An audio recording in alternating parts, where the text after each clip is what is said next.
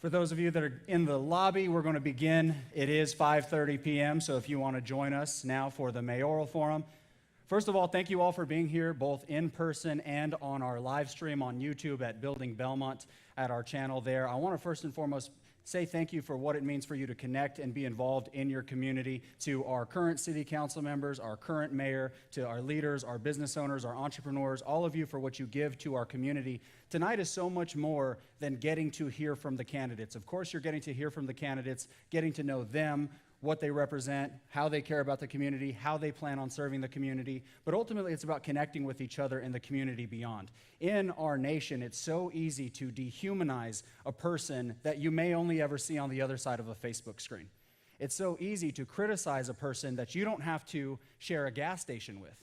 But here in our community, one thing about Belmont and our community is that we are all connected. I cannot go to the gym, to Harris Teeter, to the gas station, sharing the same roads. We will get to engage with each other. And so tonight is about connection ultimately. You to the candidates to you, but also you to each other, because we are all responsible for our community and ultimately what comes forth. So thank you for being here. Thank you for joining us on the live stream. All of our questions are curated from questions from the community.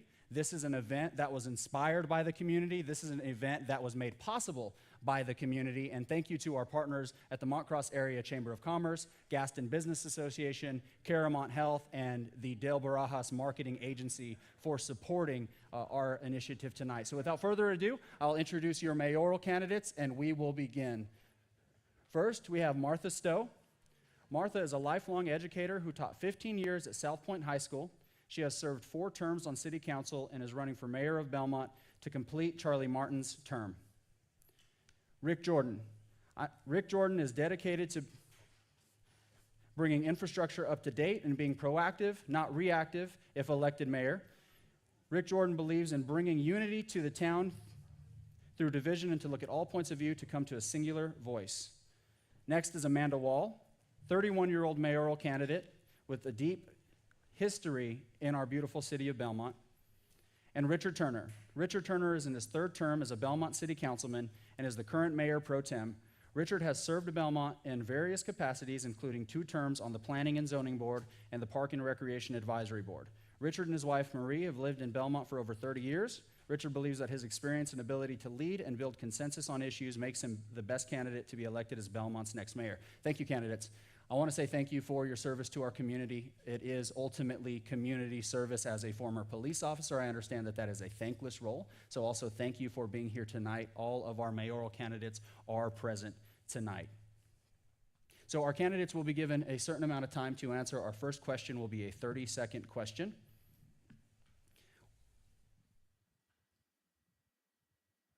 And Martha, we will begin with you. What is the role of the mayor, and how do you plan on discharging the duties of this role? The role of the mayor, by definition, is the public face of the city. I see that role as a negotiator, a collaborator, and a communicator. So if I'm going to collaborate with all of the council, the elected officials, of course, the appointed officials, and our citizens, I have to be a good collaborator. I also have to be a good negotiator, because we have to negotiate not just with the local people, but with the state as well, and DOT. That's a big job to negotiate with them. So if I'm looking at communication and collaborating and negotiating, I certainly have on-the-job training with that as a teacher, because I've had to deal with a lot of parties that do not care for each other. So that's my job as the mayor, to make sure we do all of those well. Thank you, Martha. Rick, the same question. What is the role of the mayor, and how do you plan on discharging the duties of this role? I believe the role of the mayor is ultimately to work with city staff, your city attorney, city manager, take the information, go to council, work with council, ultimately work to unify as one voice, take it to the public to get their input, and find a singular voice in a way to move us forward in the way we need to go. How I believe that needs to be discharged is the mayor needs to make sure council is working as one. If you are the elected official as the head of it, you have to absolutely make sure everyone is in one voice. Doesn't mean they all have to agree. No one will ever singularly agree. But what you need to do is be able to go over, oh, my time's up, I apologize. Thank you. But what you need to do is be able to go with city attorney, city council, and say, how do we make this happen? Thank you. If I can get 30 seconds, thank you, perfect. Amanda, same question? Hey, so just to echo what has already been said, advocacy from our citizens and our residents is super important to that all of our concerns and our ideas are not falling on deaf ears, that we're all communicating effectively, that we're all on the same page. It's a great responsibility, one that I would not take very lightly. We need to have more of an emphasis on our connection and our community. We have a lot of great programs, but I feel like there's a lot of missed opportunities with linking them together. Thank you. Well, the mayor is the elected head of our city government, and I agree with that, what everyone said. As such, you have to work with our city attorney, city staff, and council. And in doing that, you have to bring a vision to them and try to build consensus around the issues that are important to the citizens, because ultimately the mayor is a reflection of the residents of Belmont, in my opinion, and wants to reflect the issues that are most important to them. So I look at the mayor's role as advocacy. We also have to represent our city, not just to our citizens, but to those outside of Belmont. Thank you. Thank you. Rick, you'll begin with our next question. Ultimately, the role of the mayor and city leadership is that of leadership, but also management, but there is a difference. Do you consider yourself to be a manager or a leader, and what's the difference in your opinion? I do. The two go hand in hand, but they're also different. In my current role now, I am a leader. I lead the Carolinas for Lidl, a German company. I also manage all the stores. Each store has about a budget of around 14 million, and it's up to me to manage that budget. And when you times that by 42 stores, obviously you can see where you're managing a lot of different things. Leadership also means having to make tough decisions and having very tough conversations with people. As a mayor, that's ultimately what we're going to have to do sometimes, is have these tough conversations with the public. Thank you. Amanda? So again, they go hand in hand. However, we already have a city manager, so a mayor in our form of government is going to be more of a leadership role that needs to model the behavior we expect from our citizens, whether that be community service, if it be public events. We just have to work on improving our quality of life in our beautiful city. Leadership. Perfect timing. Hit the clock, just like you planned it. I would say my style is going to be more of leadership. Again, to try to build consensus around the issues with council. That means meeting with council, meeting with our city attorney, our city manager and staff, and having everyone try to coalesce around the vision or the needs of the city and how do we get from point A to point B. I don't want to get in our management team's way. I want to work with them. We have a city manager for a reason. It's set up by statute. There's certain authorities reserved for our city manager, which I cannot encroach on, and there's a few responsibilities to the mayor. So I primarily see the mayor's role as being a leader. Thank you. Amanda, you will get to answer this next question first. This is about appointing council vacancies. Wait, you left me out. Oh, sorry, Martha. Well, I am a leader because I like to be center stage when I teach school. So I think that role would be what I would consider. The mayor sets the agenda, so he or she leads this whole group. I think Charlie Martin has been a wonderful mayor. He's been an ambassador, so that leadership role, none of us are going to be able to do as well as he did. With regard to the leadership role, the only negative about Charlie Martin is that he was too nice. I've already told people that if I get to be the mayor, I may have to use my teacher voice on occasion because otherwise it's going to be an issue. It's true, she kicked me in the shin earlier. She tried to keep him from making it to stage, and I almost had to separate them there. Okay, now, Amanda, you will get to answer the next question, and it gives some context here before the question. In June, Mayor Charlie Martin resigned his position, leaving a vacancy to be filled. Similarly, if Councilman Turner, if you are elected, your seat will need to be filled. But beyond those situations, this situation may occur again in the future for a number of reasons, having to fill those seats. How do you believe vacancies should be filled, and why?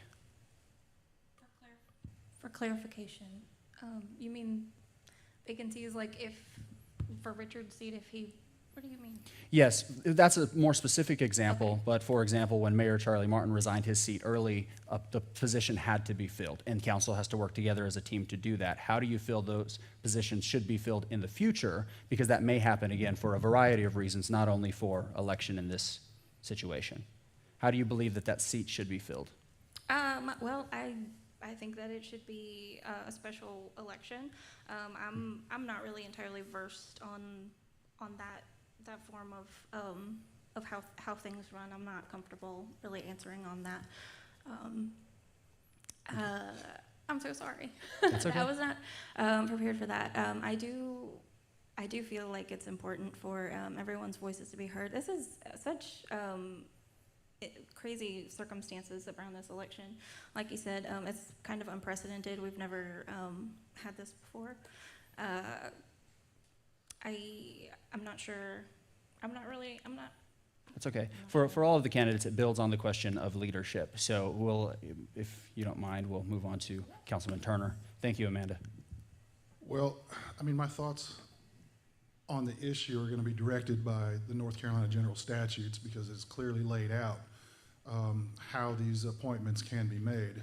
We used, to bring Jason on board, direct appointment and vote during our city council meeting. Anybody can put forward a name. Any person who receives a majority of votes and is approved is then seated as a councilman. There's also, the statute speaks to holding the seat open until the next election, which would be 2 years, so that would not be an option. There's a nomination and ballot process. They use that process because people may not want to know how they voted. You just come up with someone who has a grand total. There's also the next highest vote getter. Now, all of these are outlined in statute. Nothing is written in stone, so they do provide the municipalities some latitude in how they make that appointment. So it would be up to, I mean, if I'm mayor, it would be up to the council to decide how they would move forward on filling that seat, which one of those options that they would pursue. Thank you. Councilwoman Stowe? I think the process is fine. I think we were called on the carpet, and rightly so, because one of the public perceptions was that we chose our council person to fill the spot in less time than we did to choose board members. So I think the process is okay. I think that we need to be really careful about what our public perception is. My preference, of course, would be to have someone who has served on the council previously, who has a knowledge, because it's a difficult situation for our staff to bring people up to speed. There is a major learning curve with this job, and I will say it probably takes about 2 years. So, because all the rules and regulations, all the policies and procedures, that makes a huge difference, so you don't step in the wrong direction. Can I comment to that? Yes. Okay. 20 seconds, please. Can I get 20 seconds, please, for rebuttal? Go ahead. Well, what I would say to that is, and I don't disagree with Martha, there may have been some sort of negative public impression on what took place, but you also have to realize we were heading into an election. We were 4 months out. Councilman Heffron's preference that he put forward was to go through an interview process. Interview process would take way too long to weed through these people. We had people that were going to be on vacation. We would not have had a quorum, so we needed to make a decision, and a direct nomination and vote was the quickest method to get us from point A to point B to continue to do the business of the city. I'd like Mr. to Jordan? rebuttal that, if I could. You have your 60 seconds, so you can answer Okay. and also. I do not believe this is something you can just ram through. If the seat's for less than a year, I believe it should probably be held open vacant. If it's more than that, the nice thing about process and precedent is that it acts as a fail-safe. And so we've been in this position before. What we do need is people that are dedicated. If someone's on vacation, if they really want to have a vote, they will skip that vacation or they will come home. That's how important this is. We need people that are dedicated. I like the idea of an interview process because it gives you a quick background, and it's not one person just throwing a name saying, let's go ahead and grab that vote out there and see if we can ram this thing home. We need to make sure that we're working with people that truly want to be here, have the background knowledge. I don't think you necessarily need to have a 2-year background. I think there's plenty of people out there qualified for this. Myself, I don't have a 2-year background. If that were the case, I shouldn't even be up here. But what I do have is a background in leadership. And that's what our town needs, is we need leaders to step up and say, I might not have all the answers. You might, though. I want to work with you. I don't want someone who's just gonna come over and say, that's my guy, let's get him forward, let's get a vote and be done with it. Knowing that that was partially rebuttal, how would you want to see that seat filled if you were elected mayor?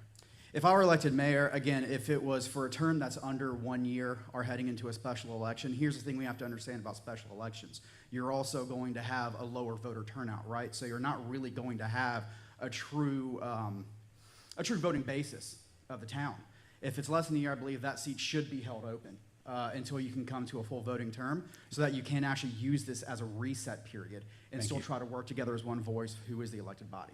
Thank you. And at this time, I'd allow any of the other candidates if they want to speak to Mr. Jordan's comments. I would just say I agree with the interview process. Had time allowed, that probably would have been the best method to proceed forward. But it's not a matter of trying to ram somebody through. It's a matter of trying to get the job done in a tight time frame. Again, we had work to do, and we needed to get somebody seated. Thank you. Councilman Turner, you get to answer the next question first. This is about local business. Each candidate is in favor of small business. In your experience, what do local businesses need from city leadership as it pertains to supporting their business? And if elected, what would you personally hope to achieve on city council to support or attract local businesses? Well, I think council has done a great job working with local businesses to date through the Main Street program. This program now has a budget in excess of $500,000. Through them, we put on all sorts of events, festivals, concerts, which bring people to Belmont, which fill the streets, and also bring people to their stores. We have also worked with businesses in East Belmont. We put a new facade down there on those buildings. Now, this was a program that I was not initially in favor of and did not vote for any of those initial facade enhancement grants, because I personally felt we were in violation of the public purpose law by using general funds. I believe the city attorney agreed with me, and we switched that to a different funding source. So now we can move forward with that. What we need to do is highlight our assets. I mean, we are near the interstate, we are near the airport, we have the largest certificate on the Catawba River to draw water. We need to look for industry that needs to use that water, or industry that needs to go ahead and ship things through the interstate system. Thank you. I would agree that we need to use our downtown development, our Main Street Board, because they do an excellent job and there are a huge number of volunteers. I did vote for the facade grants, and that was a total over 10 years of $100,000. But we leveraged that, if you consider that, with $4 million worth of private investment. We need to do everything we can to incentivize small business. It's difficult for them to make it in the economy that we have. It's a whole lot easier if you have a big box, but we do not want big boxes here. We want to continue to have specialty shops, all that type of business. And as a small business owner myself until about a year ago, I certainly appreciate the efforts that they go to. Thank you. Main Street USA, not just Belmont, is hurting right now. Rising labor cost, increase of goods, they're hurting. They need to know we support them first and foremost. Right now, Main Street, Belmont, a lot of them do not feel that our city government supports them. We moved events away from downtown that would directly support them. That's how they feel. We also need to be attracting businesses of 25 people more. I am not saying let's bring in these major corporations, but what these businesses do is they pay taxes. They pay taxes that ultimately relieve the burden on the homeowners, so that we're not raising the homeowners' taxes. That way they can be putting it back into infrastructure, roads, that ultimately help those businesses out. We need to make sure we protect the core of what Belmont is, and that's downtown, that's Main Street.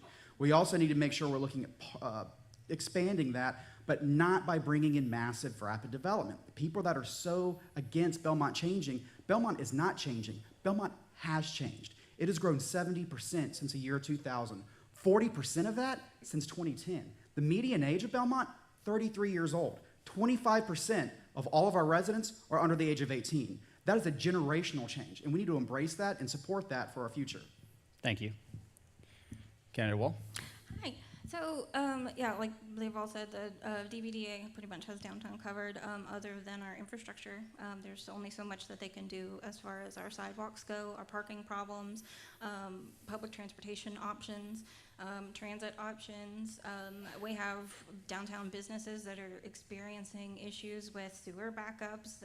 That's not okay. We can't ask our citizens to go support these businesses if they're having that's not okay. But we need to encourage growth in other areas like North Belmont and down South Point Road. There's not a lot of business options down there. Everyone has to come into town to go out to eat with their family. We need to bring some more cultural diversity and retail diversity. We have a lot of boutiques and bars. I think we need to expand upon that further, offer more variety there.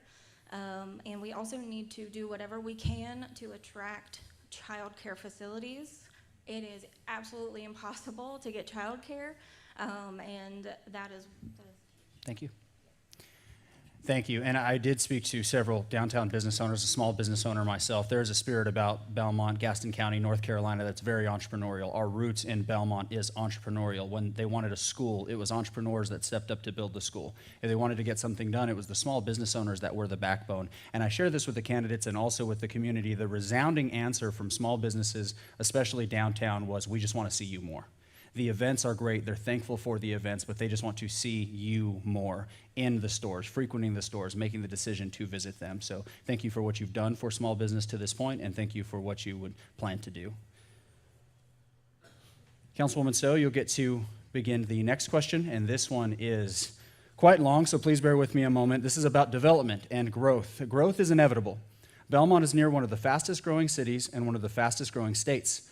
Also, our surrounding areas are not only experiencing growth, but seeking growth. With these external and internal pressures, our leadership must be strategic and thoughtful.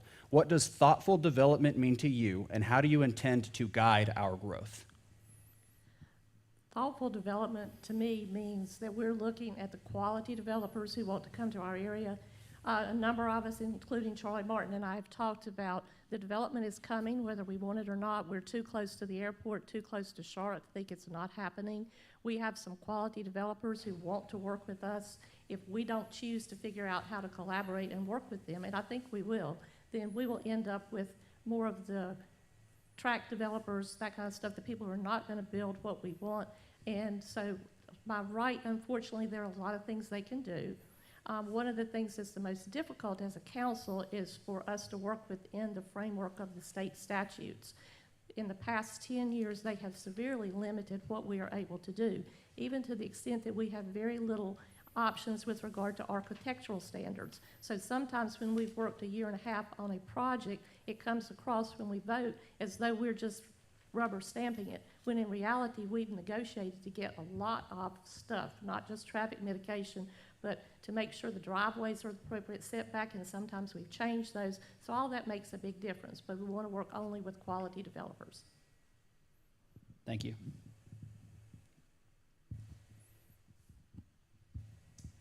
So I use thoughtful development and smart growth interchangeably. As someone that does this, and just a quick example. In order to help the city of Wilmington achieve their DOT goals and their traffic goals, to put a store there, I said, okay, what if I take a quarter mile into a median leading into the store with a decel lane? This slows traffic down coming into my site, relieves money off of the city. That way you guys don't have to do that. I got a yes. That's what we need to be looking towards with development when we talk about it. The reality is also the economy is changing. For the past 10 years when growth has been unchecked, that's what it seems like, money was being printed off like crazy, interest rates low. As that changes, that's going to push a lot of these tract developers out because it's no longer as attractive. So the economy will take care of some of that for us, and then we are able to come in, like Martha wisely said, work with these thoughtful developers. Can they pay into a general fund a portion of what the proceeds are? That city council agrees that's what the funds will be used for. Traffic mitigation, de-stressing some of our intersections, infrastructure. That's what we need with smart growth. Thank you. So as far as development goes, there are a lot of great projects that have been presented to council over the last 10 years, and there are some that we've been really excited about, and there are some that we have gone through the processes that Martha laid out. We've gone through the community meetings, we've gone through the public transportation, we've gone through planning and zoning, and we've had our citizen boards looking at all of these things, and then no one listens, and no one checks up on the developments that are done to make sure that they are providing all the services that they're saying that they are going to provide. We need to move past cherry picking our developments for personal gain. We do have some housing option workshop coming up soon, I believe in either January or February, and that's going to showcase some low-income housing options, hopefully some live workspaces. That's something I would like to build neighborhoods, actually like small communities, not just housing, but actually like businesses within the community so it can like be self-efficient. Thank you. Well, first I would say the pressure is internal, but it's also external. South Carolina, traffic cuts through Belmont on a daily basis, going to work and coming home. They have two options, 49 or go through Belmont I-85. So the linchpin, I mean, the cure-all is Catawba crossings. If we can get that second crossing, if we can eliminate that cut-through traffic through Belmont, that's going to probably solve a third to half of all our traffic problems. The issue with that, it's a very heavy lift for the DOT. That is about a $250 million project for that bridge. And then you've got to backfill the road structure system to accommodate the traffic it's going to produce. You know, Martha's right, we're dealing with the NCDOT. It's a very monolithic organization. They have certain matrices that they are going to adhere to. I feel like a bond package for Belmont and some road improvements in some key areas is something I would like to put before the voters. We need to be more self-determining. That'll give us a pathway forward. If we do not do that, we are in line with every other municipality across the state of North Carolina competing for a shrinking pot of funds. To follow up on that question, and Councilwoman Stowe, you can actually begin. What is the limit to what you can and cannot do when it comes to accepting development or requesting certain things from developers to actually build on land or areas that they own? And I know that you have that in your experience as sitting council persons, but what's the limit to what you can and cannot do to guide that growth? The major limit is that if you have your personal property and you want to develop it, then we have certain rules and guidelines that we have set up, but we cannot prohibit people from doing a lot of things they want to do. We want them to do the best possible options, so we do try to work with them. We have an excellent planning staff, and they will do a huge part of this job for us. But it's very tricky because of all we have to work with. So I would not want this job myself to have to deal with it, but we're working the best we can. Just for instance, when you're looking at the Belmont Middle School project and trying to figure out how to make the stoplight work, the state wouldn't do anything, the county wouldn't do anything, and it's not our road, but we worked with the developer, gave up more than we wanted to because we felt like it was so important from a safety standpoint to make sure that that light was accessible to Bellwood. Thank you. Mr. Jordan? Yeah, so what is the limit to what you can and cannot do when it comes to development? There is a belief that you can stop anything that comes into Belmont, but that's just not true. What is the limit to what you can do to actually guide that growth intentionally? Yeah, so here's the reality. A town that's not growing is dying. That is the reality. When we see the unprecedented growth that Belmont has had, it's because it's a gym. We are directly adjacent to the airport. We're directly adjacent to the largest city in the state of North Carolina. What we need to do is say growth is going to come. If we try to stop it altogether, we get steamrolled. That's how you do get the big boxes coming in. They will sue you into the ground. We work with our city attorney. We work with our planning staff. We work with council. We look at updated budgets yearly. We don't go based off of 2017 numbers because those numbers are completely false right now. We look at a quality of life. What is our traffic situation? Is our traffic study up to date? Are our traffic lights up to date? Do we know which area has the most stress impact right now? Those are all the things we need to do, reset it, and then move forward to determine what's the best path forward. Thank you. Ms. Wall, do you have an answer to the question? Well, I mean, like I touched on, they're going to be having some housing option workshop coming up soon. It's going to lay out all kinds of different developments. Hopefully, we'll be able to learn from mistakes that we've made in the past and apply those moving forward. But as far as limiting, I'm not sure what the limits are. That's not what I'm about. I'm not here for red taping developments or anything like that. I just want a safe and happy city. Thank you. Councilman Turner? There are certain constraints and limits. They're imposed by statute. They're imposed by Raleigh. Our two pathways forward, the primary pathways, are by right development, which does mean, I think what Martha was touching on, is they have met the benchmarks of the standards that we have set forth for them to meet, which means that they can go ahead and build. There is also conditional use, which is more of a negotiation process. Conditional use comes into play when the developer cannot completely meet the standards that we have set, so it kicks off a negotiation process between us. Developers, anybody can read a map. You know, Belmont is hot. The proximity to Charlotte, the airport, the rivers, the lake. We have geography that nobody else can compete with. So this is going to be a very hot spot for some time to come.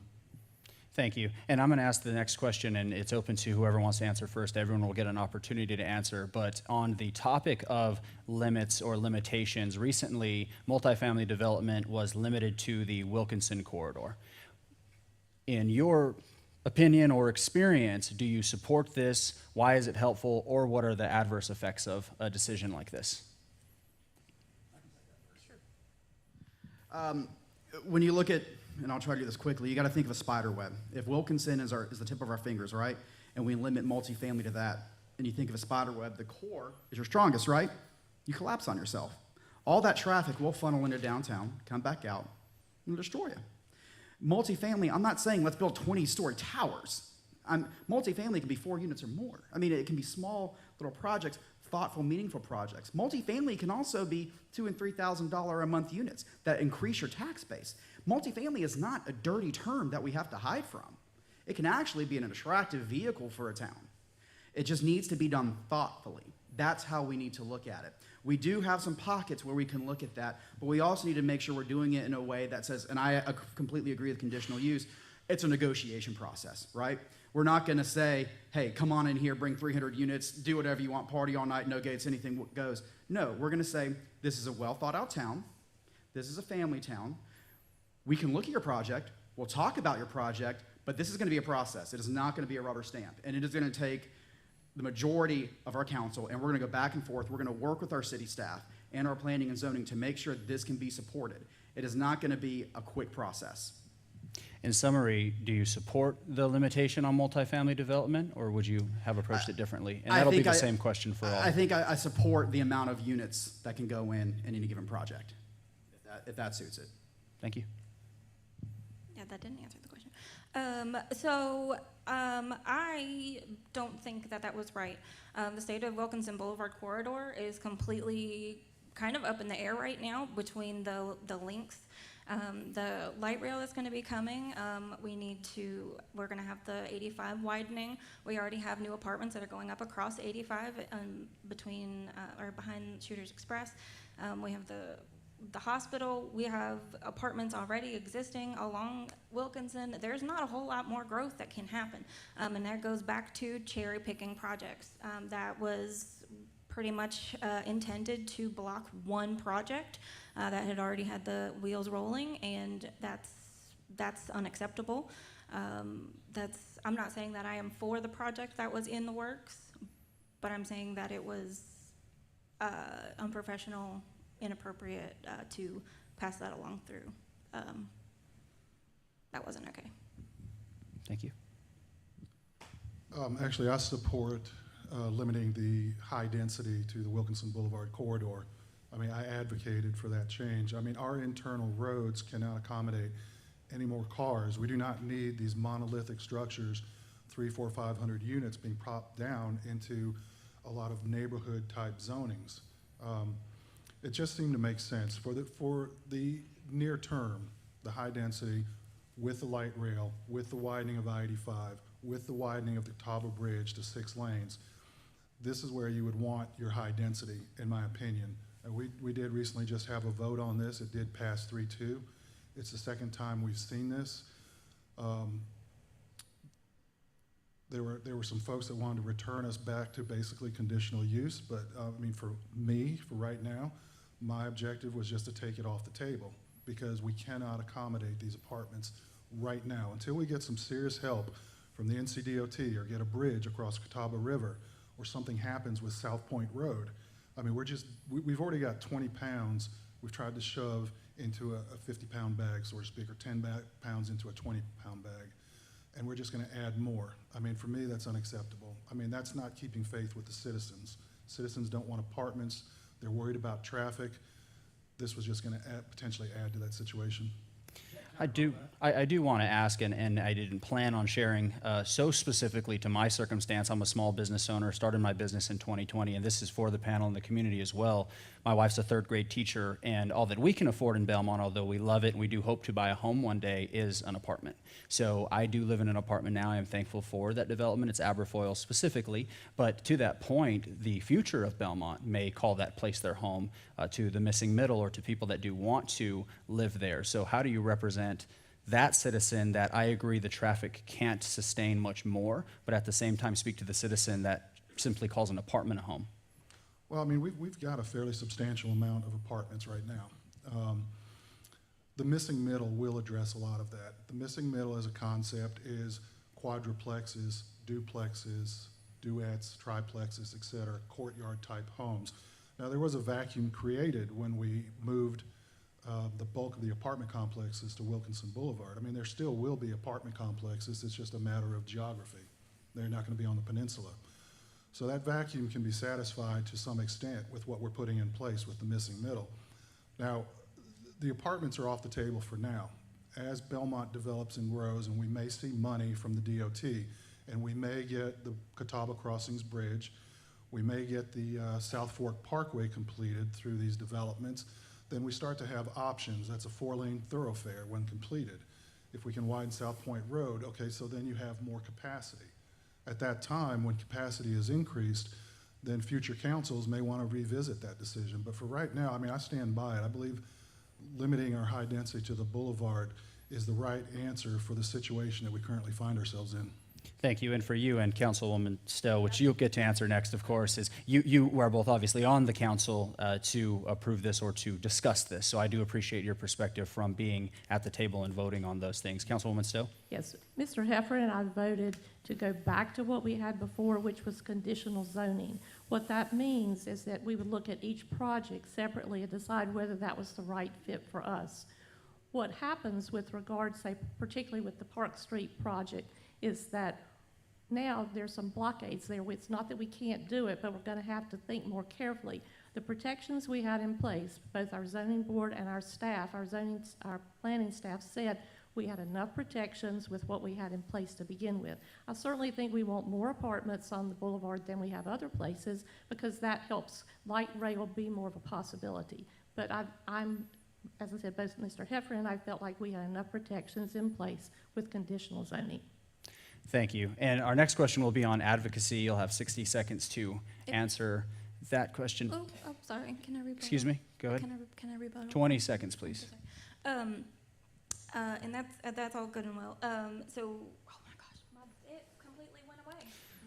It completely went away. If it helps, our next question is going to be about advocating to the state on behalf of Belmont. So if you want to speak to that. Okay.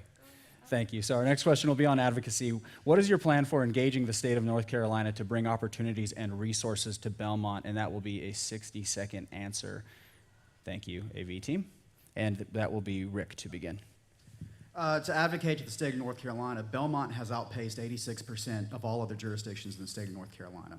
We have a median income of $74,000. You go to the state and you say, look, this is a very, very good town. This is the gateway to Gaston County. On the back end, this is the gateway going into Mecklenburg County. This is where your resources lie. But if you do not help us out with some of this traffic, that evaporates. That goes away. DOT has to come in. This is a quality of life issue. We need to look at our 90-year-old sewer system. We need to look at the operations we're working at with CMUD, because that's going to be a very good partnership for us if we make it that way. We need to be working together, negotiate all as one, and have one voice. But if we're not unified as a voice, if the state sees us bickering back and forth on council, going to the newspaper, going as individuals versus one, we're a joke. We have to absolutely come together and say, we as Belmont, this is what we need, this is what we're advocating for. 86% of other towns can't touch us in terms of growth. That's what we need to do, and that's why we'll advocate for. Thank you. Ms. Wall? Okay. So, like you said, I would advocate for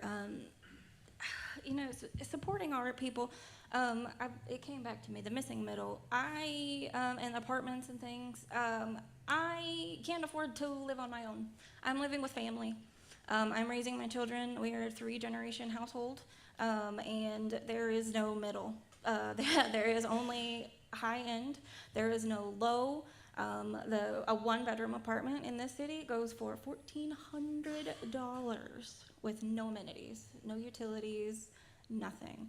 That is absolutely insane to me. The housing options, the only ones that keep being presented are rental options. That's not okay. People need to be able to own and take pride in the things that, in their home, and that's their safe place. They need to own and take ownership. They can't do that if it's just apartments on apartments, duplexes, triplexes, it doesn't matter. We need people under their own roofs. We need to support low income. Thank you. I think Belmont has a good history of advocacy with our representatives.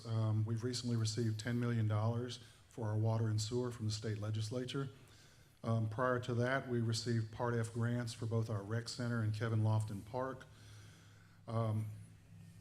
Also, we have great relationships with our state representatives. Brad Overcash lives here in Belmont. Donnie Loftus is local, and so is John Torbett. I speak to them on a regular basis and try to highlight the issues before us. And they got some money for us out of the budget this year, money that we weren't expecting. That $10 million is probably 20% of our water and sewer budget. So we're going to be able to knock out a lot of projects that have been lingering for some time. Now, we can petition the DOT to do road projects for us. We can talk to them and we can explain it to them, but there is a spot process, the state prioritization transportation process, and everything goes through the MPO, and then it goes to the DOT. It's a recommendation. They're assigned points. So everything is data-driven. Now, our data should be looking really good, but you also have to consider the data everyone else has is also looking very good, because North Carolina is just exploding right now. So it is a data-driven competition. There is no going and saying we need this road and they're going to give it to us. Thank you. Both the widening of I-85 and the bridge are priorities. They're on the list. They are supposed to be done. They keep delaying us. We only have a small voice in Belmont. What I have proposed, and some of the information I've already given out, is that I think we need to form a coalition of mayors and managers of our local municipalities in this area and Charlotte, because if we get all of us together to talk to the people in Raleigh, whether it's our representatives or senators or DOT, we have a much bigger voice. If Charlotte will go with us, we have some power. So I think we need to mobilize all of that and see what we can do. I've told all I need to do. Thank you. I will say, since I have a few more seconds, I will say, the other piece of it, we have to take small bits too. Our DOT engineer, Blake Guffey, now has me on caller ID, because I will call him every time we see if we have a default in our electricity situation and stuff. It causes a default in the synchronization of the lights. So now he doesn't even say my name when he picks up the phone. When we have the issue on Park Street and Keener, which we've had, what we all don't realize is there's not somebody here, it's somebody in Raleigh or Charlotte, and if they're looking at it, it might get fixed or it might not. When I've traveled at 6:30 in the morning to school by the hospital and there's a backup and it's dangerous, then I'm the one who calls and said, you guys need to fix this. To the extent when we toured the hospital, they told me, yes, they did realize I was the one who had made a big issue of it, but it got fixed. So we have to do the small things and the big things. Thank you. Councilman. Yeah. Yeah. Councilman Turner. Yeah, just one quick comment. Councilman Zooks and myself met with the leadership of Cramerton, and we've crafted an interlocal agreement, which we brought to council to do exactly what Martha is saying, to advocate for Eastern Gaston County, and I believe we're going to bring McCaddenville on there. The mayor of Cramerton had spoke with Vi Lyles. She has an interest in joining this group, so if we can bring that coalition together, which is already in place. I don't know that Charlotte has officially signed on board, but I agree, that's going to magnify our voice a great deal.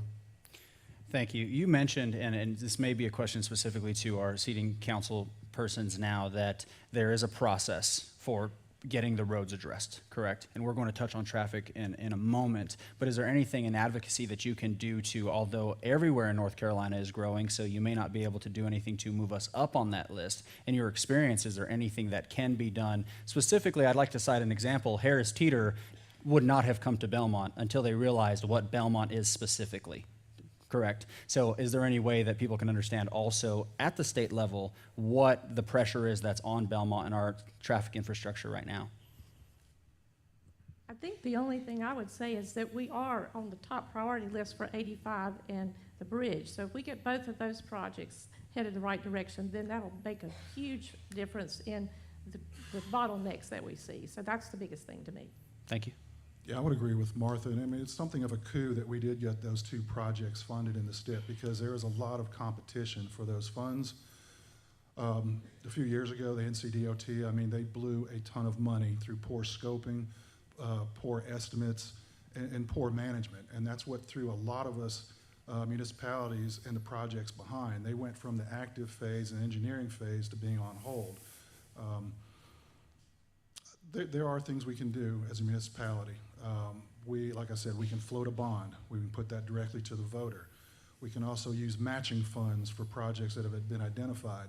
When you match them dollar for dollar on approved projects, it does elevate your scoring and moves you higher up in the ranking process.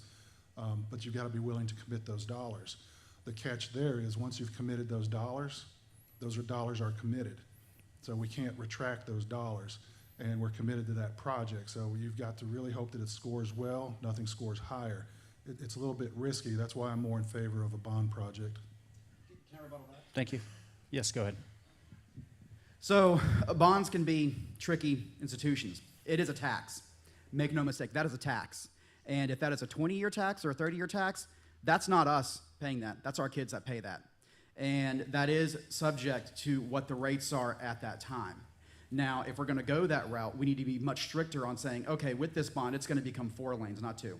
We're going to put decel lanes in so people just can't fly in, have a ride in, ride out in the Harris Teeter. I can tell you, as someone who works in grocery, that is called the Golden Triangle. Unchecked development down South Point, across from a school, and already in the middle of town. That Harris Teeter was going to come there one way or the other. It was how we planned it is where we failed. So if we're going to go the bond route and understand it is a tax, that is a tax on you, the individual, that our children will realize there has to be specific mechanisms in place that makes it work for us, and it needs to be completely thought out to a T. Thank you. Councilman Turner? Yeah, he's completely right. It is a tax, but it's a self-imposed tax. And again, it will be put before the voters. The voters will have to decide, do we want to wait in line for our turn through the NCDOT, STIP, and spot processes to get that money to improve our roads? If we go that route, we're going to be choking on traffic for some time. I mean, these are two distinct options. We are either going to be self-determining and voters choose to impose that tax to make our quality of life better now and move traffic, or we say we don't want to pay that tax, and it is a tax. But then the flip side of that coin is we've made the conscious decision to wait. Thank you. Ms. Wall, you get to begin the next question. This is on infrastructure, and it's an open-ended question, so feel free to answer as you understand the issue. How aware are you of the infrastructure needs of the city, and what would be your plan to address these needs? So I know that we need to address our traffic. I know that we need to address the state of our sidewalks, and we need to expand on our crosswalks. We need to, oh my gosh, there's just so many things. I have lists. But we're not, our sidewalks aren't even walkable. I can't walk to the gas station because I don't have a sidewalk, just to, run up there and get something really quick. We just, oh my gosh, you guys, these lights are giving me so much anxiety. It's just you, just us having a conversation here. I Forget know, YouTube I and all of these swear. people staring at you. It's just us having a conversation. Yeah. You guys, there's so many things. We need to have our traffic. We need to keep our development in check. We need to expand our people that we're getting, our developers to pay for our infrastructure improvements. We need to make sure that they are actually up to date. And I know there are inspections and things that they have to go through, but I don't think that they I don't think they're up to what they're supposed to be. Thank you. Councilman Turner? Yeah, I'm fairly familiar with our infrastructure needs, and right now we have commissioned a water and sewer capacity study for the peninsula. It's been a long, long time since we've done that, and our projections and our staff, we're relying on that to approve new development. So this will tell us exactly what our water and sewer capacities are, and you have to meet certain standards within the state to continue to develop. If we cannot deliver a certain amount of water pressure down the peninsula, then that's going to push the pause button on development, and we're going to have to address that. Now, part of what we're doing to address that right now is we've got a South Point water tower, gravity-fed water tower to ensure water pressure.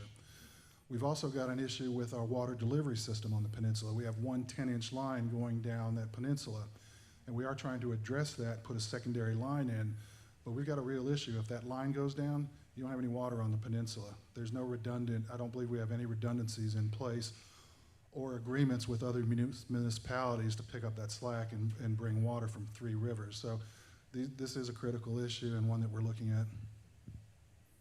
Thank you. One of the major things that we are doing correctly is that we're going to send our sewage to Charlotte because they can build the biggest plant and they want our nutrient allocations. If I'm speaking to a group that is not public, I say it a little bit differently than that about what we're sending there. But that's one of the major things that is of importance.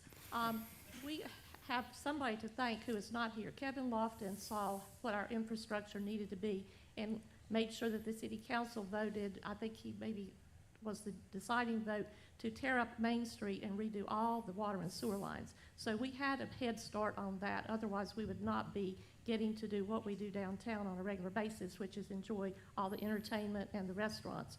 It's something that we need to continue to work on, both the water and the sewer issues and the roads. All of those need to be an ongoing type of project. But we, at this point, are taking it in smaller bites, except for the sewer project.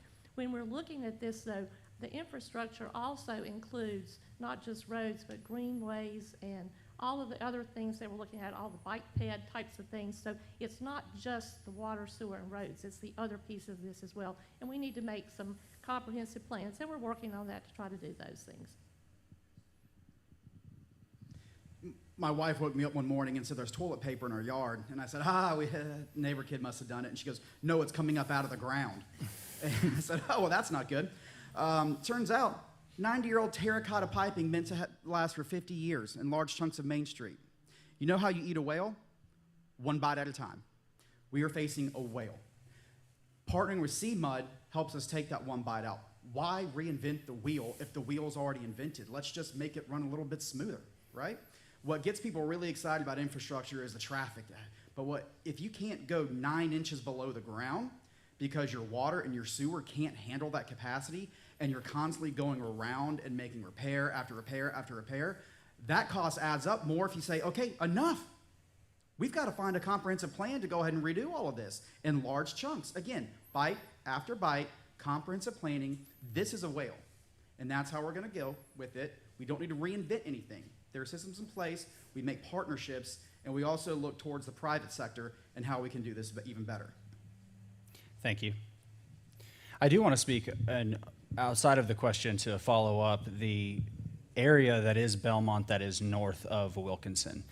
Not only North Belmont, but I mean everything north of Wilkinson. What are concerns, issues, tensions there that either through your campaigning or through your experience that you are facing there? Because I don't want to not represent that side of Belmont as well as we stand here on the stage today. So can you speak to, and whoever wants to answer first and whoever wants to answer at all, what it looks like to serve and represent that side of town as well as everything south of Wilkinson? I mean, I can lead off on that. Please. You know, North Belmont does feel like the redheaded stepchild sometimes, and I understand that. Most of our efforts have been concentrated on Main Street and East Belmont. Now, I walked through North Belmont. I do it every campaign. I talk to the folks, and you know, I do tell them, I say, be careful what you wish for. I mean, right now, the focus is on the peninsula, but once that peninsula is built out, they will look up here, and you will get your share of development. North Belmont's a great area. It's like one of the last vestiges of the mill community. It's a very close-knit community. I also tell them, you've got a great deal of unrealized power up here. You've got 2,000 registered voters, yet you consistently put out about 100, 150 votes out of your precinct. So I'm encouraging them to exercise that political muscle, and they will get some attention. I guarantee you every candidate will be up there full time if they could put out 400, 500, 300 votes. I don't want to look at an area of town as political muscle or voters. They're citizens. They have a voice, same as you and me, and that voice needs to be heard. That's what's so important about our council, being mayor, working with staff, is putting out initiatives to get them out in the community, possibly having people. We have this brand new rec center we paid for. Let's have them in on a Saturday. Let's open it up. Let's have information sessions for them. We have to remember these are people, and they do get forgotten. We have to remember they have to be spoken to and heard as well. That is what's so important, not just North Belmont, all of Belmont. Amanda lives in Aberfoyle. She can speak to this directly better than any of us can. How many times, Amanda, have you said you feel forgotten in your own community? You don't know any of your own neighbors. Wouldn't you love to have the chance for everyone to come together and just get to know each other? Yeah. Yeah, it's not political muscle. It's not voters. They're citizens. They're people. That's what we have to remember in all of this. We cannot lose the fact, yes, this is an election, but this is about our community and our town. Many threads, one community, and that's what we have to remember. Thank you. One of the biggest issues to me in North Belmont is we need to figure out how to encourage the commercial development. Thirsty Dog, I think, is probably a nice place, but it needs more than that. We have a wonderful school there. If you've not been to the North Belmont Elementary School, you need to go see what is going on there. They had their 100th anniversary not long ago, and I went to watch and see how much history there was there, everything involved. The teachers and the principal, who I know personally, I think is here tonight, they are extraordinary. So when you're looking at that, we have a nucleus, we have at least one fairly new business. We're going to have to encourage the commercial development because that's going to revitalize that whole area. Thank you. Ms. Wall, and then we will move into closing statements. I was going to say, more specifically to North Belmont, I know that everyone is really excited to see the new fire station finally going up. I know that that was something that was a very high priority to people in North Belmont. And also the traffic surrounding Belmont Elementary. I know they've repaved that street going in there, but there are still people who are not following the correct pattern of traffic, so that leads to safety concerns. And like you said, there's like there's 2 or 3 restaurants, but they're not really family restaurants, they're more bars. And there are a lot of people concerned with the construction with the Oaks development, and also with the Habitat for Humanity development. There's been some concerns with the infrastructure there. Thank you. So closing statements, each candidate will get 60 seconds to address the community as you wish, starting with Councilman Turner. Okay. I've been on council. This is my 3rd term. I am the current mayor pro tem. Just a quick bio on me. I do feel like I'm very well positioned and qualified to be mayor. During that time, I've been on the Gaston, Cleveland, Lincoln Metropolitan Planning Organization as Belmont's representative, where I served as member, vice chair, and chair, dealing with a lot of the road issues, helping to guide the 85 and the Catawba River Bridge to fruition. I've also served 2 terms on Council of Government, which also deals with local municipal issues. I did 2 terms on Belmont's Planning and Zoning Board, so I'm very familiar with our Code of Ordinances. Concurrently, I did 2 terms on our Park and Rec Board, which I also chaired, vice chaired, and was member. Other than that, I was involved with the Safe Routes to School program, which brought some crossings to Belmont Central Elementary. While I've been on council, I feel like I've been able to build consensus, bring issues to council, such as the overlay district on the peninsula, reducing density to 2 units per acre. And I feel like I can continue to do that as mayor, is to build coalitions and build consensus. Thank you. Councilwoman Stowe. There's an adage, if you want something done, find a busy person. The idea indicating that you want to have somebody who has good time management skills. I teach school full-time. I have council responsibilities, community responsibilities, and church responsibilities. So I can do all of those things. And I also ran a business until about a year ago. So if you're looking for someone who can handle a lot, you're looking at me. Richard Turner and I are aligned on growth. He said himself to a great extent. We both want it managed and controlled. Where we differ is, I think, more from the business perspective, since I have had some experience as a small business owner in Belmont. When the Chronicle Mill developers came to us, it was quite involved and complicated. I supported them at every time, or every turn there, because I felt like, and I thought, and it has turned out to be a great readaptive use project.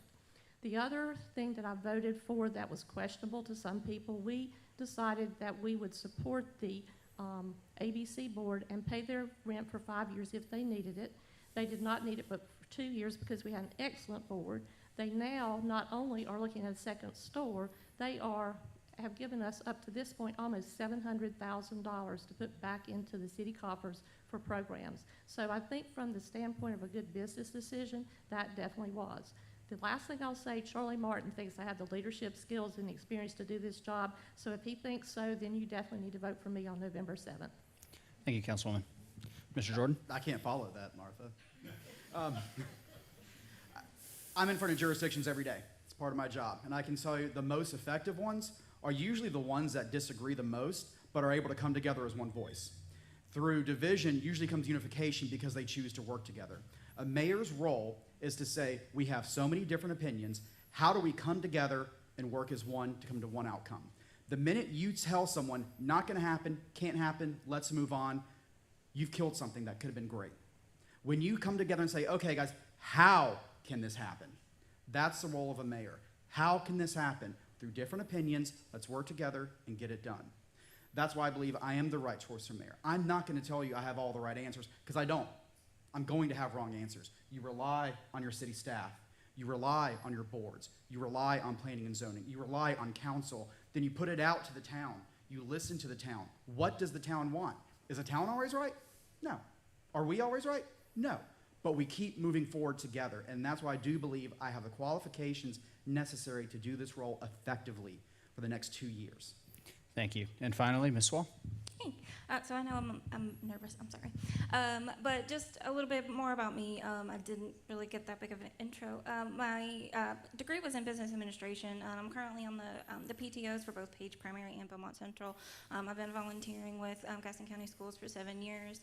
I've been on the Historic Preservation Board for 3 years, and it's only taken me 3 years to realize that we've had no direction from council whatsoever on what they want us to do, what services we want to provide, and I know that that's something we've seen across the board, across the boards.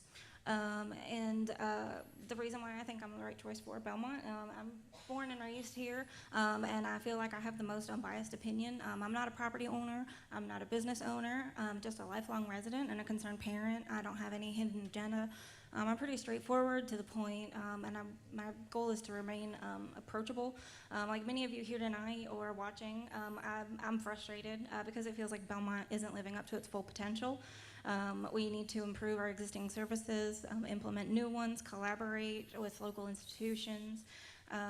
My strength is mediating conversations and discussions that lead to productive compromise, and not just the middle ground, but like a productive compromise that everyone can agree on across the board.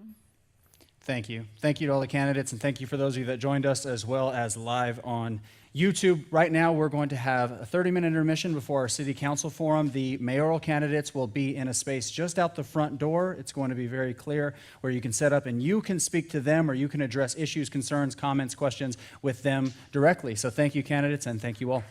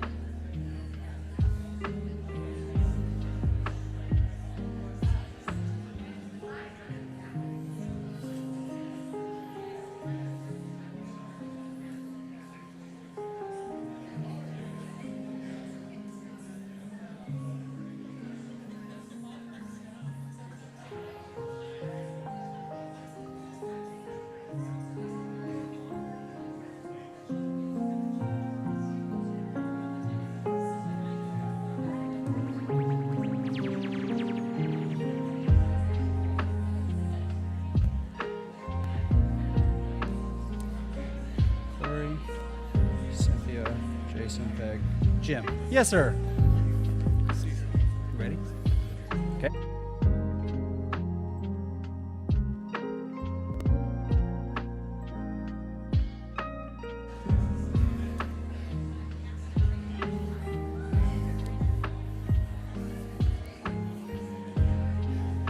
Okay, for those in the lobby, go ahead and start making your way back into the auditorium.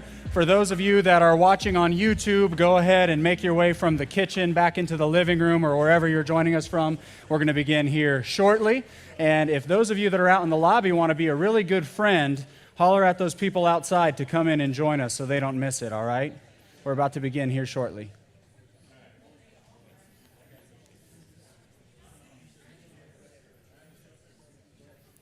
All right, so as everyone makes their way in, thank you or welcome, and welcome back to those of you that joined us for the mayoral portion of the forum. We're going to begin the portion for city council. We have 5 candidates present today and a few candidates that are not present. As I stated before, thank you to those of you in the community that made this possible. This was a community-inspired event, this is a community-led event, and this is a community-supported event. So thank you to some of our sponsors, Chick-fil-A for one. We all love Chick-fil-A. I think that's something that we can all agree on. Thank you to them for providing dinner for our candidates and our lovely volunteers tonight. Thank you to our volunteers for making this possible. Our partners at the Gaston Business Association, Montcross Area Chamber of Commerce, our partners at the Belmont Trolley Board, and our partners, Barajas Marketing Agency. So without further ado, I want to introduce our city council candidates.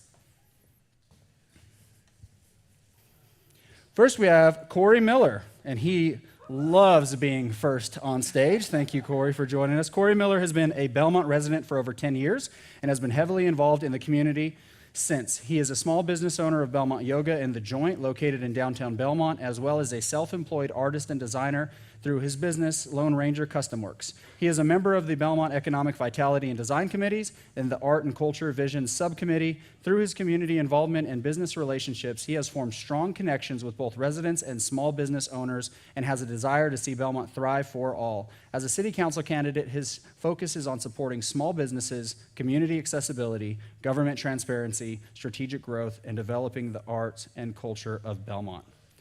Our next candidate, Cynthia Hagler. As a candidate, Cynthia Hagler is dedicated to fostering a thriving community that prioritizes the well-being and prosperity of all its residents. Through her leadership, she aspires to create a city where housing is not only accessible and affordable, but also serves as a foundation for building a stronger, more resilient community. Our next candidate, Jason Rumfelt. Jason is a Belmont native and graduate of South Point High School and the University of North Carolina at Chapel Hill. Sorry to the Duke fans present. He's married to his wife, Trina, and they have a daughter, Katie, who is a freshman at Auburn University. Jason is the latest of several generations in his family to serve actively in the Belmont community as both a volunteer and as a local business owner. As a recently appointed member to the City Council, Jason looks forward to the opportunity to serve a full term as a diligent and responsive advocate for the citizens of Belmont. Our next candidate, Peg Argent. Peg has a history of working with local government. In 2022, she retired from the Gaston County Department of Health and Human Services, where she served as the Adult Services Coordinator, a role that provided direct leadership to supervisory level staff and oversight of programs such as Adult Protective Services, Senior Transportation, and many others. At various times in her role with DHHS, Peg represented her division while working with Gaston County entities such as Access Transportation, Council on Aging, GEMS, Caramount Health, Salvation Army, United Way, Partners Behavioral Health, Gaston Health, Equity Team, and more. There's more.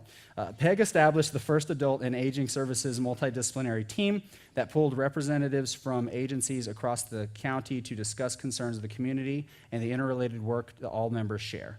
Peg wants to use her experience with multi-entity collaboration, internal and external program development, and her knowledge of state and local government to continue to be a servant leader in her community. Peg has lived in Belmont for 27 years. She's married to Joe, and together they have 3 children and a granddaughter. Peg is also a potter, beekeeper, and gardener. Talk about busy. And our final candidate, Jim Heffron. Jim is completing his first term on City Council. Jim served as Mayor Pro Tem from 2019 to 2021 and is a council liaison to the Belmont Main Street, Downtown Belmont Development Association boards, as well as the Belmont Trolley Board. In addition to his work on City Council, Jim serves as a reader at Queen of the Apostles Catholic Church and is a member of the Belmont Historical Society. He previously served on the Belmont Planning and Zoning Board and the Board of Adjustment. Jim has a Bachelor of Arts degree in political science from the University of Michigan and a Juris Doctorate from Wake Forest. He works as an attorney specializing in complex commercial litigation and electronic discovery, and was also a law professor. And he also has a mission to collect a polo from every college in the United States of America. It's quite impressive. Thank you to our candidates that are present and that made the time today to join us to address the community and also share your platform. Our first question, we will begin with candidate Miller, and then we'll work our way through the rest of the candidates. What is the role of a council person, and how do you plan on discharging the duties of this role? You have 30 seconds. Sure. First off, thanks everybody for coming out and this warm reception here. City Council. City Council to me, we're a representative of the city. We are the voice of the people. I'm not a politician. I'm not going to come here and have an agenda from one side or the other. I'm here for you all. I listen to you all. I want to represent you all. You guys know what Belmont needs. I know some, but I listen. I listen to each and every one of you. As being a small business owner, I hear it every day. My boots are on the ground, on Main Street, on East Catawba Street. I engage as many people as I can. I want to find out what's going on and what can I do to help. Thank you. Candidate Hagler. Yes, so as a city council person, we need to be in the know about everything from Parks and Rec to travel and tourism to small business, commercial growth, and planning and zoning. We need to be able to research, listen to the citizens, and come together to make good plans and build a vision for our town's future, where we're going and how we are going to get there, that really represents the whole entire community. Small business, medium business, all neighborhoods, North Belmont, South Belmont, Main Street, and East Belmont. Thank you. Councilman Rumfeld? Yeah, so I would just say that we're definitely sort of the voice of the citizens. All of Belmont, all sections of Belmont, some of those have received more attention than others, and I think that's an area that we can dive deeper into. But we're also sort of that conduit between what the citizens want and in many cases what they don't want, between them and our city staff to put the plans in place that the citizens are telling us that they need, whether it's residential development, whether it's more improved traffic flow, whether it's more youth sports facilities, whatever the need may be. We're serving as that conduit from the citizens and what they want to try to implement those plans within the guidelines and some of the statutes and things that we have to work within. In many cases at the state level, we are their voice. And so if elected for a full term, I've learned a lot in the last several months since I've been appointed to council. It's a tremendous lift. It's a lot to learn, but I'm really enjoying it. And I hope that I'm elected for a full term. Thank you. Let me take a moment to address our YouTube audience, and maybe some of you are asking the same. Candidate Barry Flynn, George Altice, and Charlie Hill are still candidates, but are not present tonight for varying reasons. So thank you again to those of you that are here, just addressing our YouTube audience. Candidate Argent? As a council person, I see that there's an I in the word council person, but there's really no I in the council itself. We're a team, and we need to be a team. We need to come up with decisions as a team that are in the best interest of Belmont. We've heard a lot in the earlier conversation with the mayors, and here too with Jason, that there are other parts of Belmont that are not always heard, and that's true. I've pounded the pavement in North Belmont. I've pounded the pavement in other parts of Belmont that are typically not heard, and these are the people that want their voice amplified. And so my job is to take those voices and bring them to the council and work as a team with the council members and the community at large and our other municipalities in collaboration. Thank you. Councilman Heffern? Thank you. As council members, we are the elected representatives of the people. We set the policy for the city, and it's up to us to implement the will of the people to the best of our ability. And I say that we are not listless vessels. We don't just blindly implement the will of the people, but we use our talents and abilities to find the best way in which to implement that will. And so an example that we might be talking about later is, multifamily. I understand the concerns of a lot of our citizens about multifamily, but it's up to us to implement those concerns in a way that makes sense. In terms of discharging the roles, I will continue to do what I have done, which is over the last 4 years, I have listened and analyzed all the issues facing council. I have prepared thoroughly on each issue, and I vote based on my moral compass and conscience what I think is in the best interest of Belmont. Thank you. Thank you. The next question will be on leadership. Candidate Hagler, you may begin, and let's please try to adhere to the clock because some of us want to watch Thursday Night Football tonight. But Candidate Hagler, if you'll lead us into this next question, do you consider yourself to be a manager or a leader, and what's the difference in your opinion? I consider myself right now in my life to be both a manager and a leader. I always want to inspire people as a leader to come together, and that's what I think a leader is. Sometimes being a leader, we have to come down and manage things to make sure that things get done correctly. The difference, in my opinion, is that a leader inspires people to come up to where they are, whereas a manager puts things in place to get done properly the way everybody agrees that it should be done. Thank you. Councilman Rumfeld? I would consider myself more of a leader. I think that theme has kind of been paramount throughout my life with involvement in different organizations. I've typically taken on leadership roles, and I think some of that's been kind of proved out already.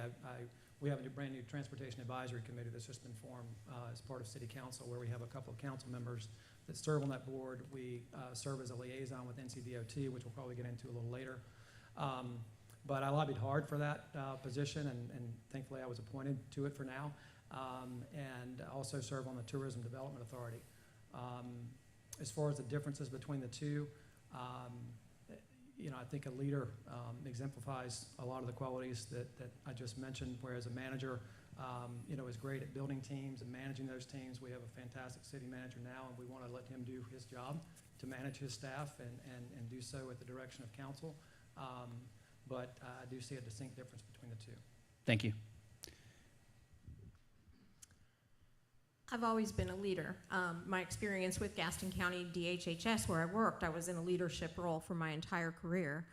The difference is, simply put, that a manager makes sure that everybody's doing the job that they're supposed to be doing, where a leader inspires people to do their job, inspires new thought, inspires entrepreneurship, inspires the next chapter.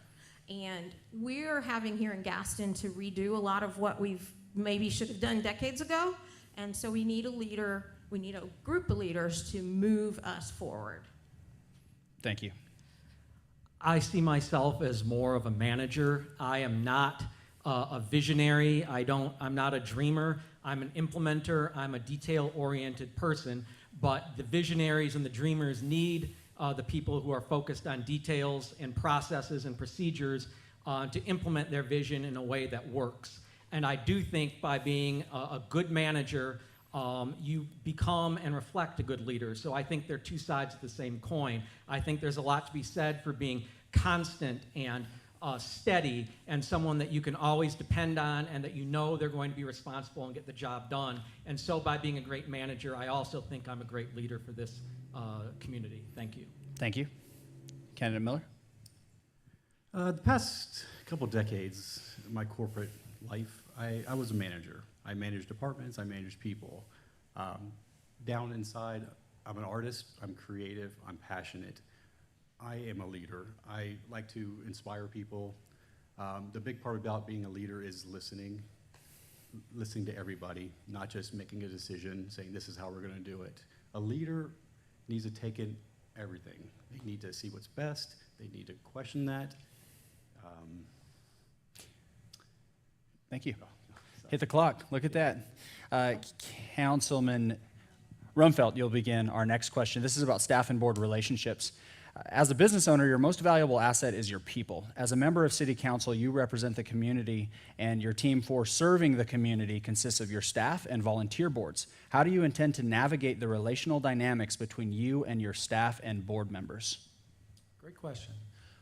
Well, As part of this campaign for all of us, the city manager and staff put together a great candidate information session for all of us, where we got to come in and spend a couple of hours meeting all of our directors, whether it's finance, public works, police, fire, all of them, and kind of hear their areas of responsibility and how they all work together. I think we've got a tremendous staff, and as far as the volunteers that serve on a lot of our great boards and committees, everybody brings their own expertise to the table, and hopefully we're able to identify those folks through the process of interviews and applications to bring competent folks into the fold in leadership positions in Belmont. So I do feel that staff is crucial, and having competent staff in place is crucial, so that we can we can find some commonality in what we feel like is the best path forward in Belmont for our citizens and for those that come to visit us. So no question, they are a most valuable asset to us. Thank you. Candidate Argent? Same question. The city council is a decision-making entity and an advising entity, but the city manager is responsible for the supervision of staff. I think it's important that we follow that chain of command and not muddy the waters by confusing the staff as to who they report to and making a phone call, hey, my neighbor needs this. That's the city manager's role, to make sure that the information is being passed up or down the chain as needed. I think the city council, as a member of the city council, I would absolutely be available to consult with the manager and any staff that they wish to have in place with the consultation. But really, I think we need to make sure that we don't have inappropriate, confusing, backdoor conversations that can lead to the appearance of a lack of transparency. I think that's critical in gaining the community's trust. Thank you. Councilman Heffern? I think we have a talented and dedicated staff, and that we need to give them the space and platform to excel. We don't want to micromanage staff or think that we know how to do their job better than they do. We need to rely on their expertise, understanding that oftentimes they use that expertise to handle the day-to-day details of the city, while we on city council set and make the broader policy decisions. So to give an example, let's say the planning board and the planning staff say, if you do A, then these 3 things will happen. I certainly wouldn't expect to say, well, I know how to do your job better. I'm not a planner. So I'm not going to say, no, that's not what's going to happen, but I'm going to take that information, and when they say, if you do B, then these 3 things will happen, and based on what they've given us, then we set the policy. We make the policy understanding everything that they say is going to happen based on their expertise. We decide what's the best policy for the city, making use of that information. To the extent there are issues with staff, then I do agree with what Peg said, that we need to go through the chain of command. We need to talk to the manager, the assistant manager, or maybe even the department head to address those issues. We shouldn't be addressing them as council members ourselves. Thank you. And I do want to highlight that our next 2 candidates serve on volunteer boards, or have served on volunteer boards, before you give your answers. Excuse Am I me. able to make a comment now? After they finish. Okay. Yes. City staff, that's why I sit up here now. City staff is amazing in Belmont. Moved over a decade ago, had the opportunity to start 2 small businesses. I could not have done that without the support of the city staff. I am grateful for them. That's the reason I volunteer. That's the reason I've joined my committees. I want to give back. I feel that committees and boards, they do the work. They are the boots on the ground. Being on the council, we need to support them. We don't need to question them. We need to support them. They're doing the work. We can use their guidance and their vision. We need to respect those guys. Thank you. Thank you. Thanks. Candidate Hagler? Yes, so I think as council people, it is our priority, one, to make sure that our staff have a very healthy working environment and that they are well supported, which means that they are properly paid, that we have proper amount of staff members to do the jobs that we ask them to do. I also think that it's important that we keep a good handle on what's going on. If there are weaknesses, that we do discuss that with the manager and don't just pass it by onto somebody else. So if we're going to the rec center and we're having issues, or we're having problems in permitting processes, I think that it is essential that we work in those places and work with our city manager to fix where we are not meeting our full potential.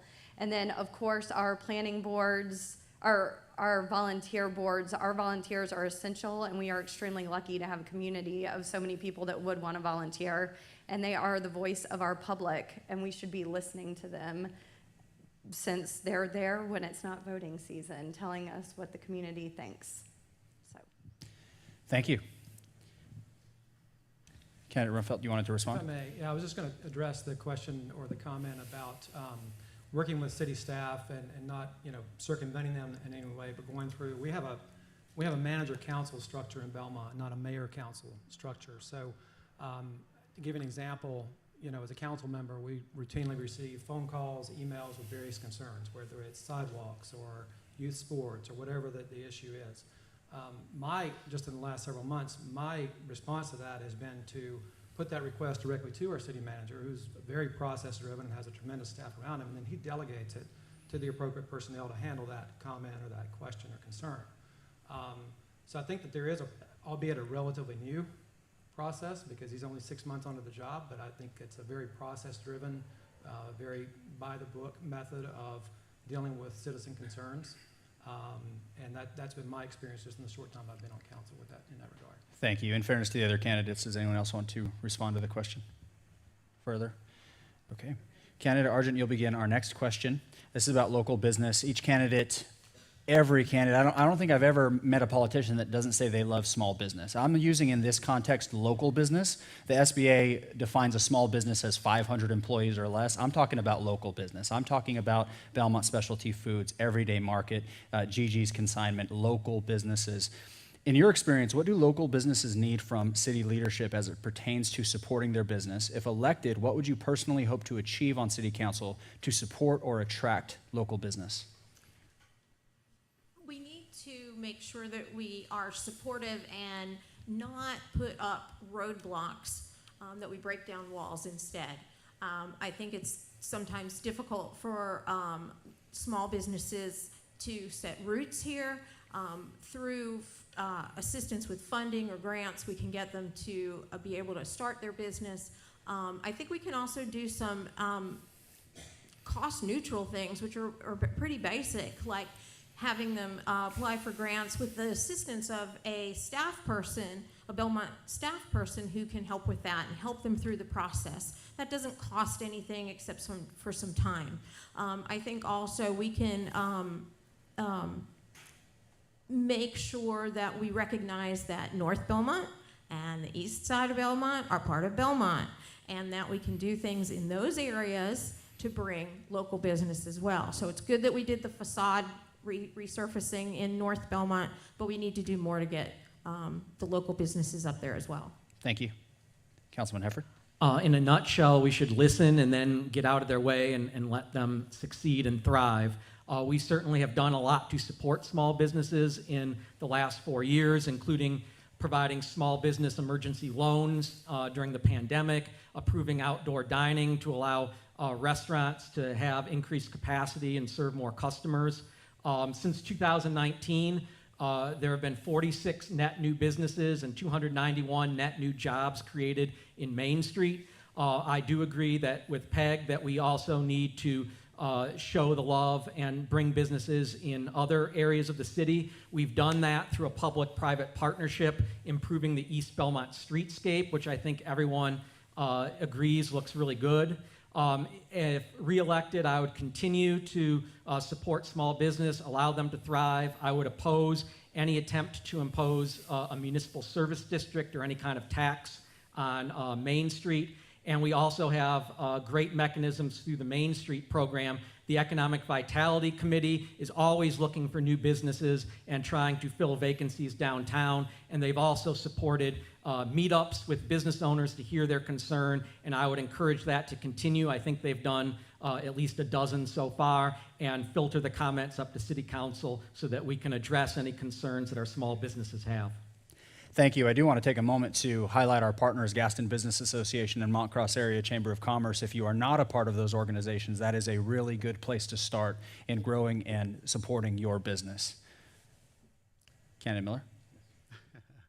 Being a small business owner, you know, I can't be thankful enough for City of Belmont, the support they already give us. I'm a member of the Economic Vitality Committee, and we are boots on the ground. We meet with all the business owners. We walk the streets. We see which buildings are available, which buildings may be coming up, which buildings are struggling. We talk to landlords. We talk to business owners. We try to market Belmont to new businesses coming in to find the right spot for them. We look at available grants that are out there for them at the local or state or a federal level. We want to make sure we can support the small businesses as much as we can. Thank you. I have a ton of ideas about small businesses, but I'll try to keep it to my minute. The very most important thing is to make sure that we keep our playing field fair. So the supports that we do offer need to be offered fairly and appropriately for everybody. We can cut down our red tape and make our processes easier in our permitting and our different departments, make things structured easier to understand, to support people who are starting businesses for the first time. Of course, I champion affordable housing, and not so much affordable, but attainable housing, in that it's very essential to all of our businesses that their employees can work and live here. That inspires our community, that we can employ people who are citizens here as well. Also, we have a number of opportunities to connect North and East Belmont to Main Street and support them more economically, such as an idea of putting a pedestrian bridge across Park to bring East Belmont into Main Street. And then again, provide resources through the Main Street Advisory Board, like Corey said, and does such a wonderful job doing, and make sure that every business is knowledgeable of those and that they are equally applied to everybody. Thank you. Councilman Rumfeld? I would just say this kind of goes to one of our earlier questions about leaning on the committees and the boards that we have in place already for specific purposes. The Downtown Belmont Development Association has already been mentioned in the Main Street Advisory Board. You know, that's really their primary mission. Obviously, they lean back on council to enact, you know, some of the measures and things that they need to have put into policy. But you know, that group receives $500,000 a year, and I think we're giving them, you know, really solid support. I think there's some other things that we can do jointly to help support each other, but I'm a small business owner and my clients are business owners, so I kind of have a really good feel of what the challenges are facing business owners, whether you're in retail or restaurants, whatever that may be. Cost of labor is up, cost of goods are up. It's tough, and I agree that, you know, some of the red tape, to the extent that we're able to mitigate some of that, I think needs to be done, but I think, you know, we've done a good job, particularly on Main Street in that corridor, but I do think, as some have said tonight, that there's more that we could do for the North Belmont, the East Belmont, and attracting more business, because that brings tax base without the drain on utilities and infrastructure. And I think that that's probably one of the quickest solutions potentially that we could bring to revitalize those areas of town. I do want to see what we can do to increase visibility to our business owners, to give them every opportunity to succeed, particularly with events that are bringing folks into downtown and other parts of the city. And then lastly, and most importantly, shop local. You know, if you find opportunities for things that you need, help our business owners out locally by shopping there. Thank you. Next question, Councilman Heffron, you'll begin. This is about development. Growth is inevitable. Belmont is near one of the fastest growing cities in one of the fastest growing states. Also, our surrounding areas are not only experiencing growth, but seeking growth. With these external and internal pressures, our leadership must be strategic and thoughtful. What does thoughtful development mean to you, and how do you intend to guide our growth? Well, that's a good question. I know it was asked earlier, too. Thanks. The mayoral candidates. Well, certainly thoughtful development is important, and you're right, we can't just flip a switch and turn off all growth, because even if we decide not to grow, Cramerton, Mount Holly, Gastonia, they're all going to grow, and all that's going to lead to is we get all the traffic and they get all the tax revenue. But thoughtful development is deliberate development, developing in a way that works for Belmont, that gives us something tangible that we might not otherwise get. And we've tried to do that over the last 4 years. So we've approved projects like the Del Webb project, which is an age-restricted community, which won't overcrowd our schools and won't lead to excessive rush hour traffic. We've approved Dixon Village, which provides us much-needed affordable housing. And we need to continue to utilize conditional zoning to get developers through the required traffic mitigation to provide us with road improvements, because a lot of these improvements are on state roads and intersections, and we know that the state's not going to pay for them or fund them anytime soon. So, you know, it's a balancing act, and we can use conditional zoning to get developers to provide us with tangible intersection improvements at their expense years ahead of schedule. Another example would be the Smith Farm, which I think was mentioned during the mayoral debate, where we were able to get an intersection at Bellwood Drive realigned that the state previously refused to do. And so that would be how we've approached growth and how we'd continue to approach growth if I were reelected. Thank you. Thank you. Candidate Miller, same question. What does thoughtful development mean to you, and how do you intend to guide our growth? Development, when everybody thinks about development, we're all thinking residential development. Residential development is coming. There's a lot of land, there's a lot of developments looking at these available spots. What we're not thinking about is commercial development. Commercial development needs to be a focus. What happens when all the land is used for residential and there's no commercial development? Cars, they're gonna leave Belmont. They're gonna go to other towns that are focused on that. I don't know where that's coming from. Go ahead. So residents are going to leave Belmont. They're going to go to other cities. They're going to enjoy their small towns. We need to focus on commercial development. We need to look at available areas that we don't look at every day. The East Belmont, the North Belmont. There's a big need in North Belmont for more commercial, more business up there. They deserve small businesses up there. Residential development is going to happen. We need to dive deep in their plans. We got to make sure that there's room. You're going to put houses. You're going to put townhouses. You need to put commercial space in there also. Residents deserve to have something to do while they're here. We got to keep them here. We got to bring visitors here. It's a big pot of tax money that we need to keep. Thank you.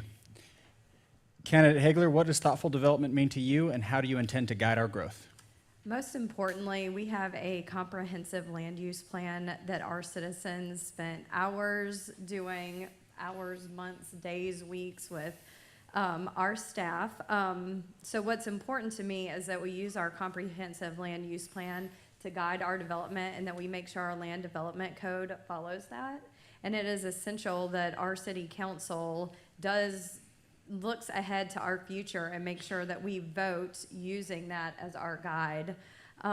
What's very important is that we keep our infrastructure up to date to make sure that we can support our developers, and that we listen to our developers, our middle developers, the ones that live in Belmont, that work in Belmont, that care about our community.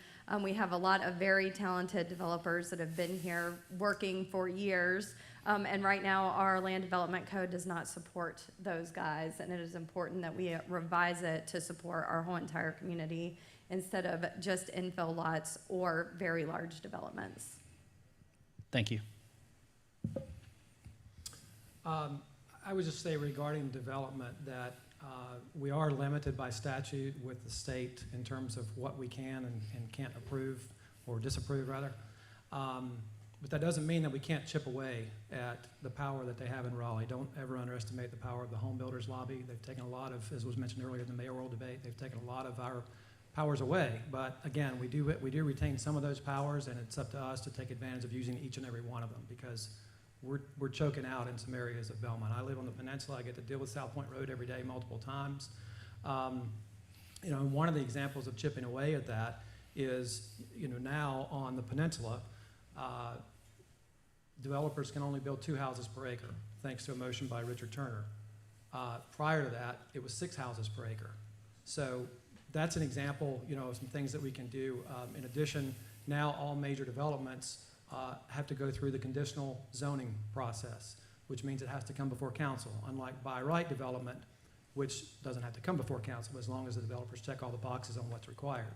So, there are things that we can do and have the power to still do at council, and I just think it's important. I don't feel like citizens are asking us for more apartments, for instance. I think that they're saying, no more building, much less no more apartments until we get our infrastructure caught up with it. Are there areas where apartments are appropriate? Yes, and we've limited those, and I voted last week to limit those to the 74 corridor, campus dorms, and the downtown area. So there are some ways that we can continue to manage in a controlled, smart way the growth that is inevitable with all the attributes that Belmont has and is the reasons that so many folks want to continue to move here. Thank you. Candidate Argent? Can I rebuttal? Yes. Okay. You still have an answer to give. Answer first? Yeah. Okay. So my belief is like Corey, is that we need both commercial and residential development. And I'm going to wrap my rebuttal in here as well. I don't know about allowing only 2 houses per acre, if that's really the wise thing to do. What we've done is eliminate that missing middle. We want commercial development, we want small business, we need school bus drivers, we need teachers, we need high-income earners. But right now, in September, the average house in Belmont sold for $485,000. But our average income per household is around $75,000, $76,000. Even if someone saves up a down payment, they really shouldn't spend more than take out more than $150,000 mortgage then. Do the math between $485,000 and $150,000. So before, I think it was Candidate Hegler said, we need to have people who can work in our industry here, who can work at the shops, who can work at the service providers. We don't have that. We can't afford to have childcare workers to work in the childcare industry, live in an apartment that costs $14,000. That's almost their whole monthly income. So I think it's important that we don't just push through an idea that we're not going to develop. We're not going to do that because we're going to develop. It's going to happen. It's happening. But we need to do it smart, and we need to think about all of the people and provide housing across the continuum for all ages and all income levels. Thank you. I want to have a clarification or rebuttal, and it was more to Candidate Miller, but I thought we had to wait until the end. Feel free. All right. Well, I do agree with what Candidate Miller said about commercial growth being important as well. Obviously, residential growth alone is not sustainable. We need commercial growth to expand our tax base. We need to attract some companies here with headquarters. I'm not talking about gigantic companies, but even 25 or to 100 employees, something like that. But really, if we're thinking about it and we want to be good leaders, residential and commercial growth should be, we should view it holistically, and they should dovetail, that we should be looking for and approving residential projects that provide housing of the type that will attract the employees of the businesses that we want to locate Belmont. So we shouldn't be working at cross purposes. We can do residential and commercial as part of one coherent strategy. So I just wanted to add that. Thank you. And at this point, you've given opportunities for rebuttal across the panel for those that want to continue the conversation on this topic specifically. I would just add, I didn't know if we were going to have a separate section on commercial development. We not. are about to. Okay. So keep it to this subject, and then we'll move on to the We're next so question. excited we couldn't wait. Yeah, okay. But regarding the diversity of housing choices in Belmont, that is something that we've recently assigned a committee, you referred to multiple times tonight, the missing middle, who is studying that and what our options may be there. I'm not saying that we don't need multifamily in all forms, duplexes, quadruplexes, triplexes, but I think there's appropriate areas for that around town. As an example, the large 3-4-story apartment complexes, I don't think right now have a place on the peninsula. Now, again, as was pointed out earlier, if we get the Catawba Crossing down there and relieve some of that traffic on South Point Road, we get some other development going on down there, maybe attract some businesses to increase the tax base, and we get our infrastructure caught up, particularly in that area, then I think maybe that's a conversation we can have then. But right now, there are certain parts of the town that I believe, and what I hear from constituents, is those are not areas for the areas that they would be okay with apartments being located is exactly the ones that we approved. Highway 74 corridor, campus dorms, and the downtown area. I want to, given our next question, and this might translate well, and actually, Candidate Miller, you'll begin, but Candidate Hagler, hold your thought. Does it pertain to the multifamily development? Because we're going to touch on that next. Okay, I'll hold my thought. Okay. Will my AV team go with me? We're going to go to the commercial development question next, and we'll go back to that last question. And Candidate Miller, you can begin. Recently, City Council restricted the construction of multifamily developments to the Wilkinson corridor. What are the benefits and adverse effects of this restriction? Are you for or against this policy? I'm against this policy, to be honest. The majority of people that travel through Belmont, what do you see? All you're seeing is 74. You're seeing, we don't want to turn 74 into South Boulevard. We don't want a whole boulevard full of apartments. Apartments need to be spread out throughout Belmont, North Belmont, South Belmont, East Belmont. But we got to do it right. We got to pick the areas. We got to talk to the developers. We got to know where it's going to be effective to have them. I don't think it's fair for young professionals moving to Belmont to be stuck on 74. To be honest with you, I think we all at some point lived in apartments. We all started there. I don't think it'd be fair for myself to stick me on a boulevard. I want to enjoy the river. We have rivers all around us. I want to be close to that. If you keep apartments to 74, you're going to lose the walkability of Belmont. Trying to get from 74 to downtown, we all know that's impossible. My big approach on City Council will be the sidewalks, the greenways, the lighting. If apartments are on 74, I want a way to get those people to downtown, to get them to the river, get them on their bikes, get them to enjoy the town that we all get to enjoy. Thank you. Candidate Hagler, next, same question, and feel free also to loop in your rebuttal to the last statements. I just wanted to do a couple corrections. One, our group is not the missing middle, but it's actually called Housing Choices and focuses on expanding choices in our land development code.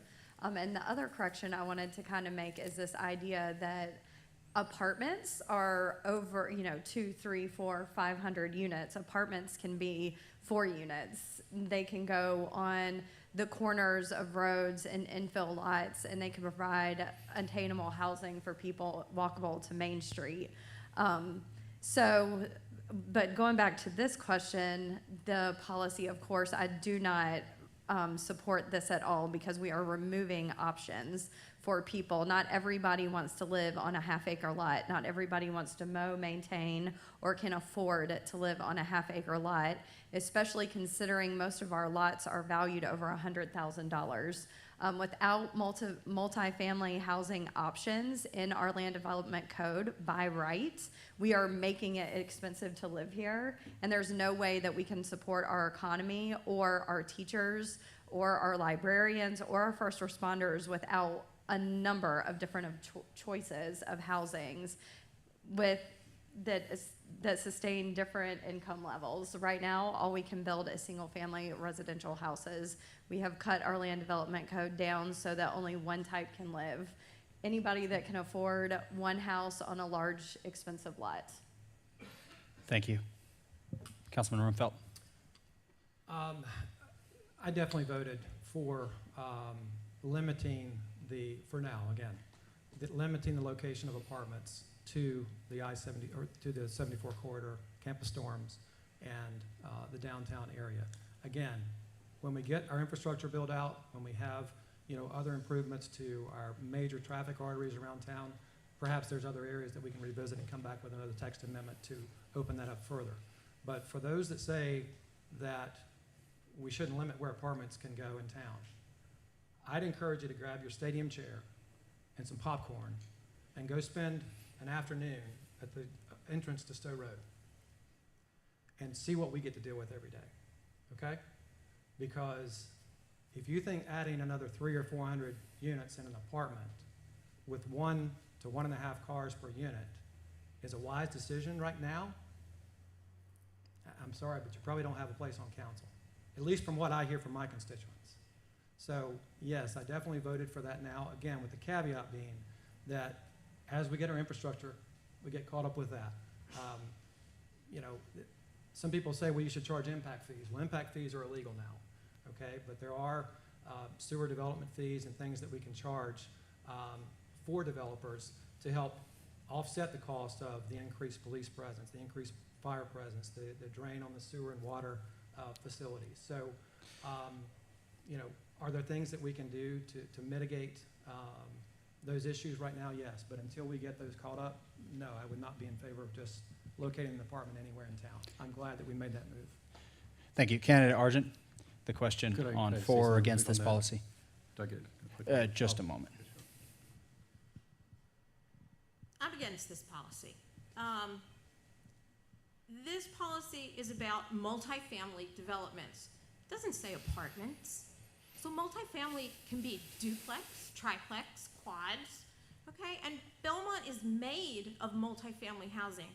If you look on Forest Street off Keener Boulevard, there are multifamily duplexes.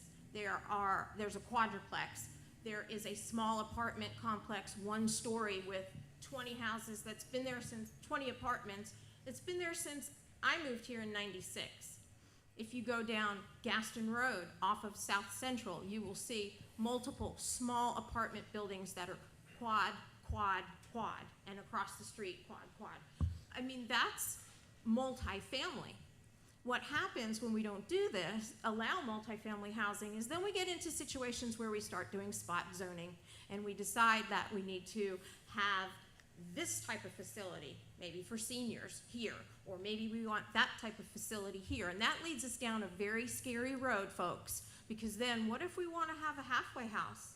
What if we want to have a group home for IDD clients?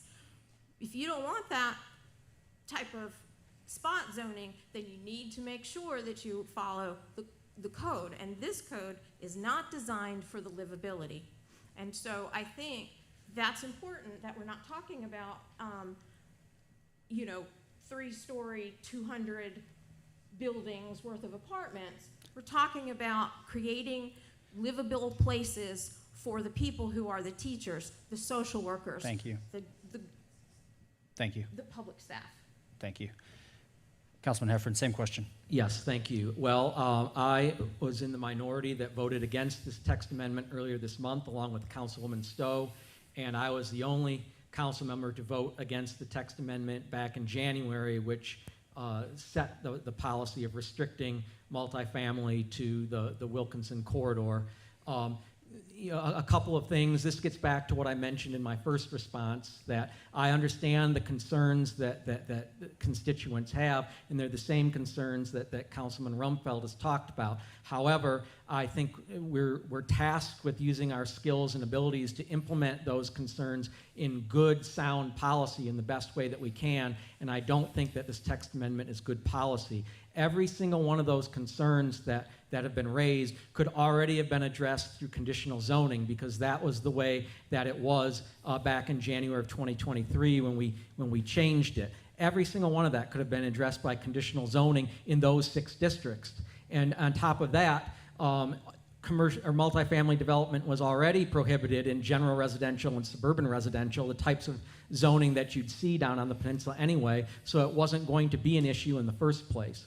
But we need to have a code and an ordinance and government that makes sense and is sound and can be understood. And as a lawyer, things are seldom black and white. They seldom fit neatly into boxes. There's a lot of gray areas. And by categorically prohibiting development of a certain type in certain areas, we, I think, restrict ourselves, and that's one of the adverse effects, is that we lose the ability to perhaps approve some truly game-changing and unique projects, which we already saw when a couple months later the Park Street Church wanted to have senior living, and oops, well, now we've got to try and fix it. So we amended the text again with a more confusing principle, and I think we're just chasing our tail all over the place, when if we just went back to the way it already was, that was perfectly suited and simple and easy to understand and gave us more than enough authority and ability to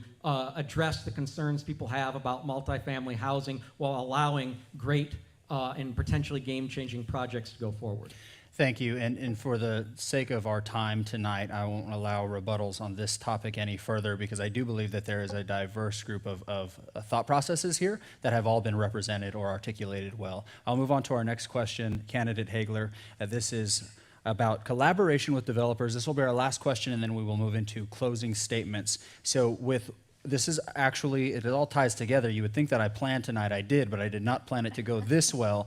You were talking about the corridor, Wilkinson, and areas that can be connected to downtown. Well, one of our projects that is, I think, very near and dear to the community that has been years in the making is the Belmont Trolley Project. So with $1 million in support from the state that the Belmont Trolley Project has recently received, and $240,000 in previous funding from the city of Belmont, if elected, will you continue to support the exciting Belmont Trolley Project? And I'd like to use this as an example of what it looks like when people come together in the community to want to meet a need for the community with the support of the city. That's a great level of collaboration. So I'd love to know, would you still be in favor of the project? How would you continue to support it? Or are you against that? Absolutely. I am completely in support of the Belmont Trolley Project for a number of reasons. One, we haven't broached traffic, thank goodness, but one of the best things that can happen with traffic is give people a number of different options to move. And the trolley gives us a great option to easily jump on a trolley and get to the Abbey. It also brings our Abbey students into our Main Street, which will support our small businesses. And of course, it'll tie North Belmont into Main Street, which will bring us all in together. And there are so many wonderful reasons, but also the trolley depot, which I have looked at pictures of that, the event space, the bathrooms, that is just absolutely gorgeous, and it'll give us a ton of amenities, especially with the walking trail I think that is gonna run beside it. So I don't see any problems at all, just a lot of possibility and a great addition to our town that I'm excited to have. Thank you. Councilman Rumfeld, same question. I'll be honest, I've got some questions. I think it's questions that can be hopefully sufficiently answered. I think a lot of citizens have questions about this project. I think it's a novel concept. I think that the connectability to North Belmont is a positive to the extent that does have utility once it's built out. I think the other positive about it is the trolley barn. If that's going to be used as an event space, that's something that's been sorely needed in Belmont for a long time. So hopefully that might, provide a need for our citizens. But I do worry. I'm on the Transportation Advisory Committee with NCDOT, and we just had a meeting with them a couple of weeks ago when this came up, because I've yet to hear a sufficient answer, and I don't know that they have one yet, about exactly how the pedestrian, because apparently there may be a pedestrian walkway beside the trolley line across 74. I'm anxious to hear how that's going to happen. But on a broader scope, the intersection at NC7 and NC74 is going to be completely refigured. And that's already a congested intersection. And one of the questions that I want to have answered is the location of the trolley line there, is it going to provide any or impose any limitations on the traffic flow through what is already a heavily congested intersection?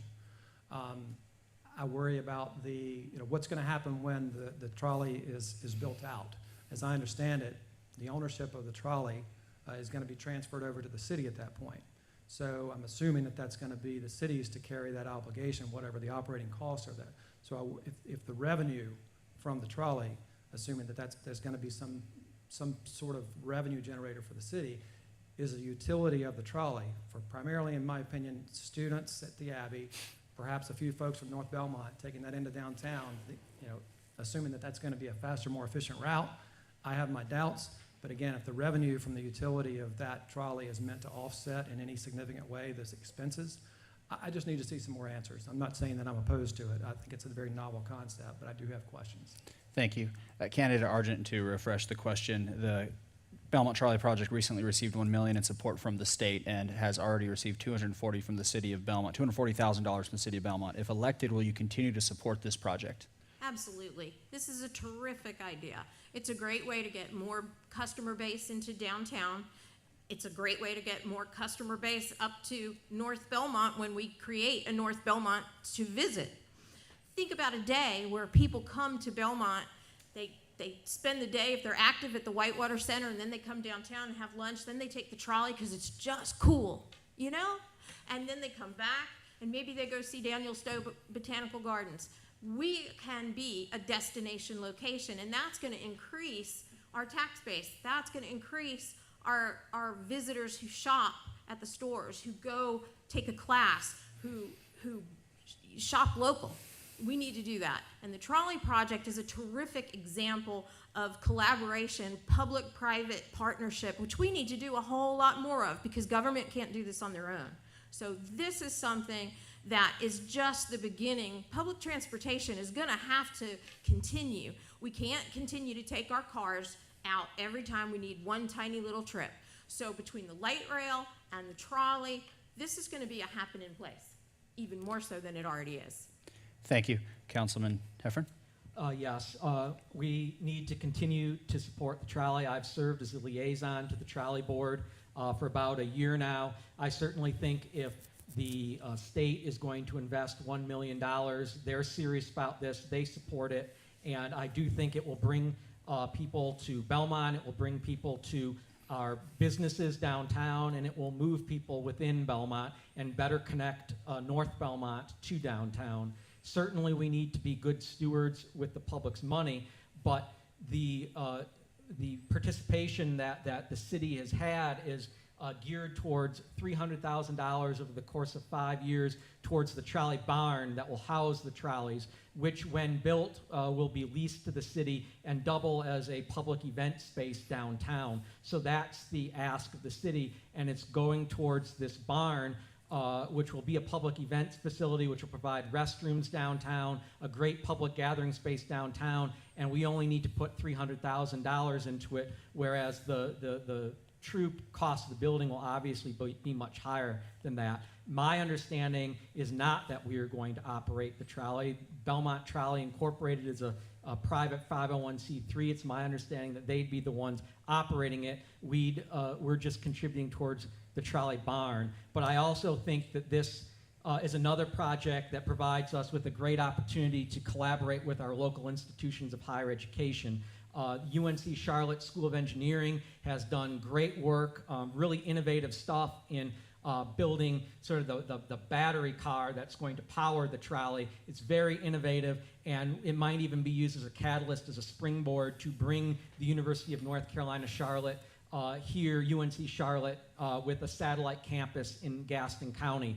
And you know, we've done a lot of great collaborations with our institutions of higher education, whether it's the Claremont Health Hospital Complex on Belmont Abbey College land, or the Gaston County Fiber Innovation Center, which is a new world-class facility. And this is an opportunity to once again collaborate with institutions of higher education and bring commerce and industry and business to Belmont. Thank you. Candidate Miller? Yeah, I fully support the trolley. The trolley is an exciting thing. I'm excited to see that barn go up. It's going to bring a lot of amenities downtown. It's going to bring greenways, it's going to bring sidewalks. It's going to reactivate all the expired tracks running through Belmont. It's really going to clean up. It's really going to give Belmont a spark. Is it going to solve traffic? No. Is it going to solve parking? No. But what it's going to do, it's going to bring a smile to a lot of people's faces. Families are going to love it. Children are going to love it. Visitors are going to love it. It's going to give Belmont a little bit more of an identity. When people talk about Belmont, they're going to talk about the trolley. The trolley is going to bring the media attention. It's going to bring awareness to Belmont. How do we get $1 million from the state? Because the state saw we had a plan. They saw that we were active, we're growing, we're excited. And I think we need to continue that. I think we can continue to grow, be excited about these projects. Am I going to ride the trolley every day? No. But you know what? I get to see it every day. And it's going to make me smile. It's not a train, folks. It's not going to cause traffic. It's a trolley. It's going to have a schedule. We can work around that, but completely support the trolley. Thank you. And Just one more thing. let's finish with candidate Hegler, and then we'll move into closing statements, and please feel free to address any concerns then. Yeah, that's what. Okay, go ahead. Sorry. I support the trolley again. Yes, well, Dual support. Okay. just one more thing, and really quick.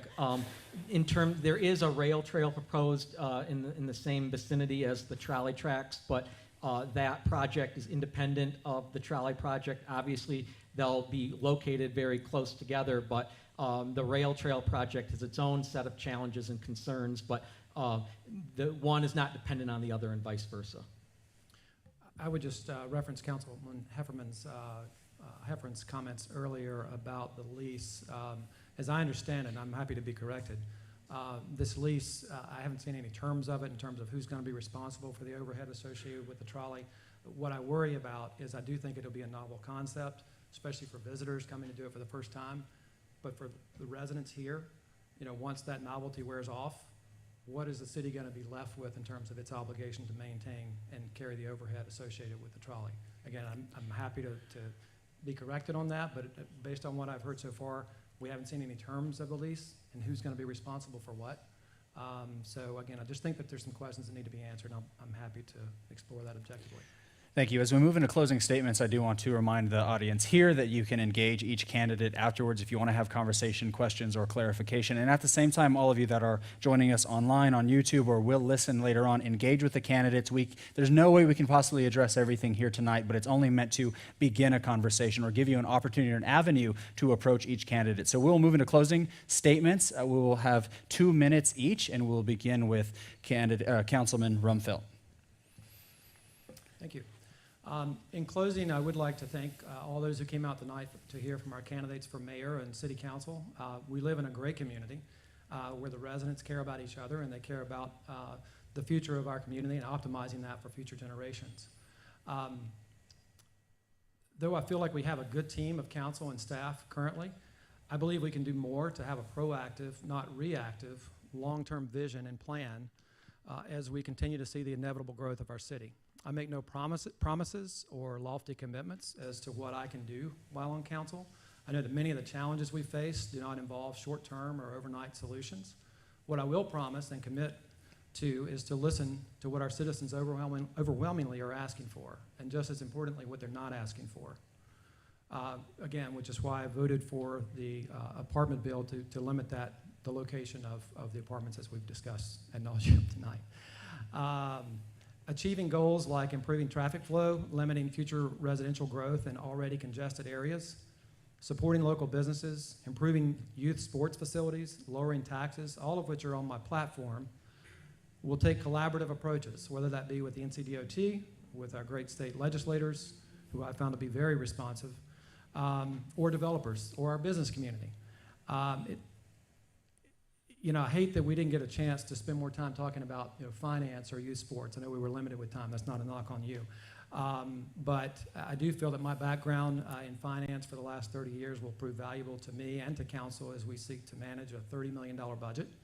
I'm a very strong advocate for our police, fire, and first responders. And so if I'm elected for a full term, I do, and I know other council members share the same desire to take a deep dive into the resources that they need to have our full support.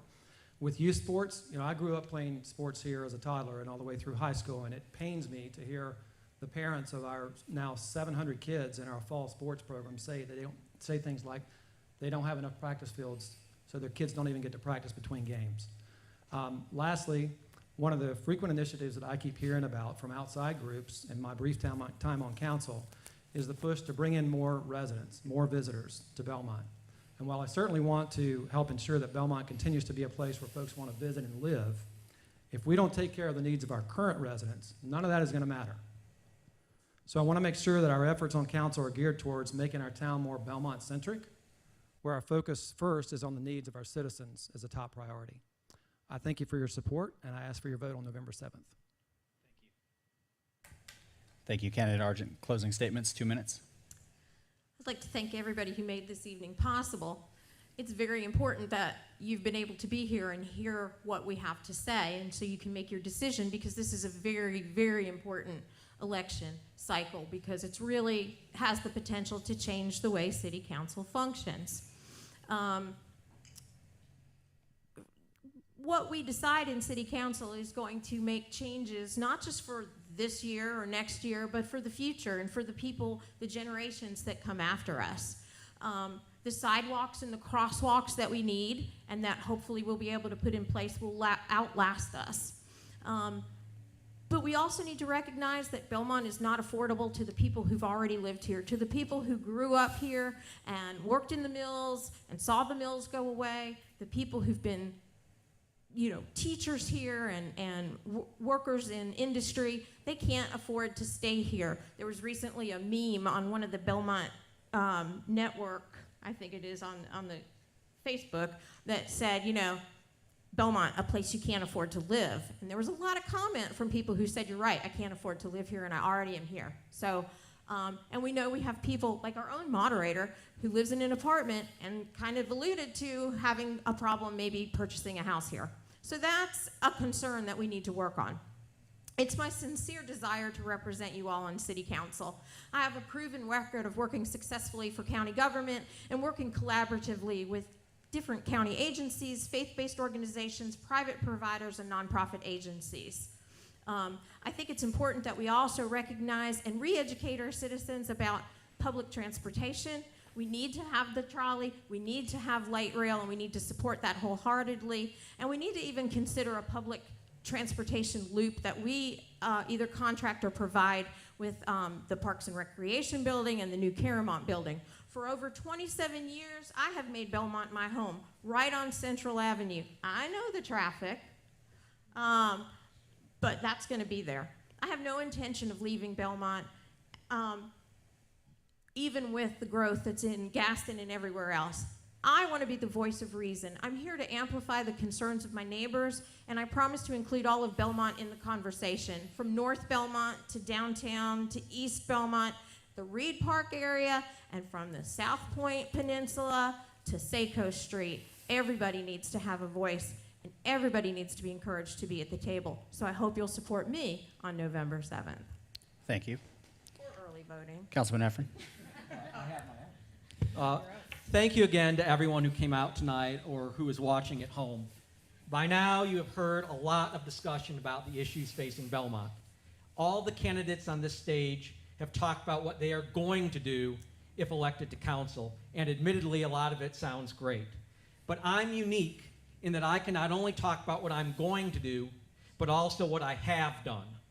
I'm proud of my record, and I stand by my record, all of which is available for everyone to see in my meeting recaps on my Councilman Facebook page.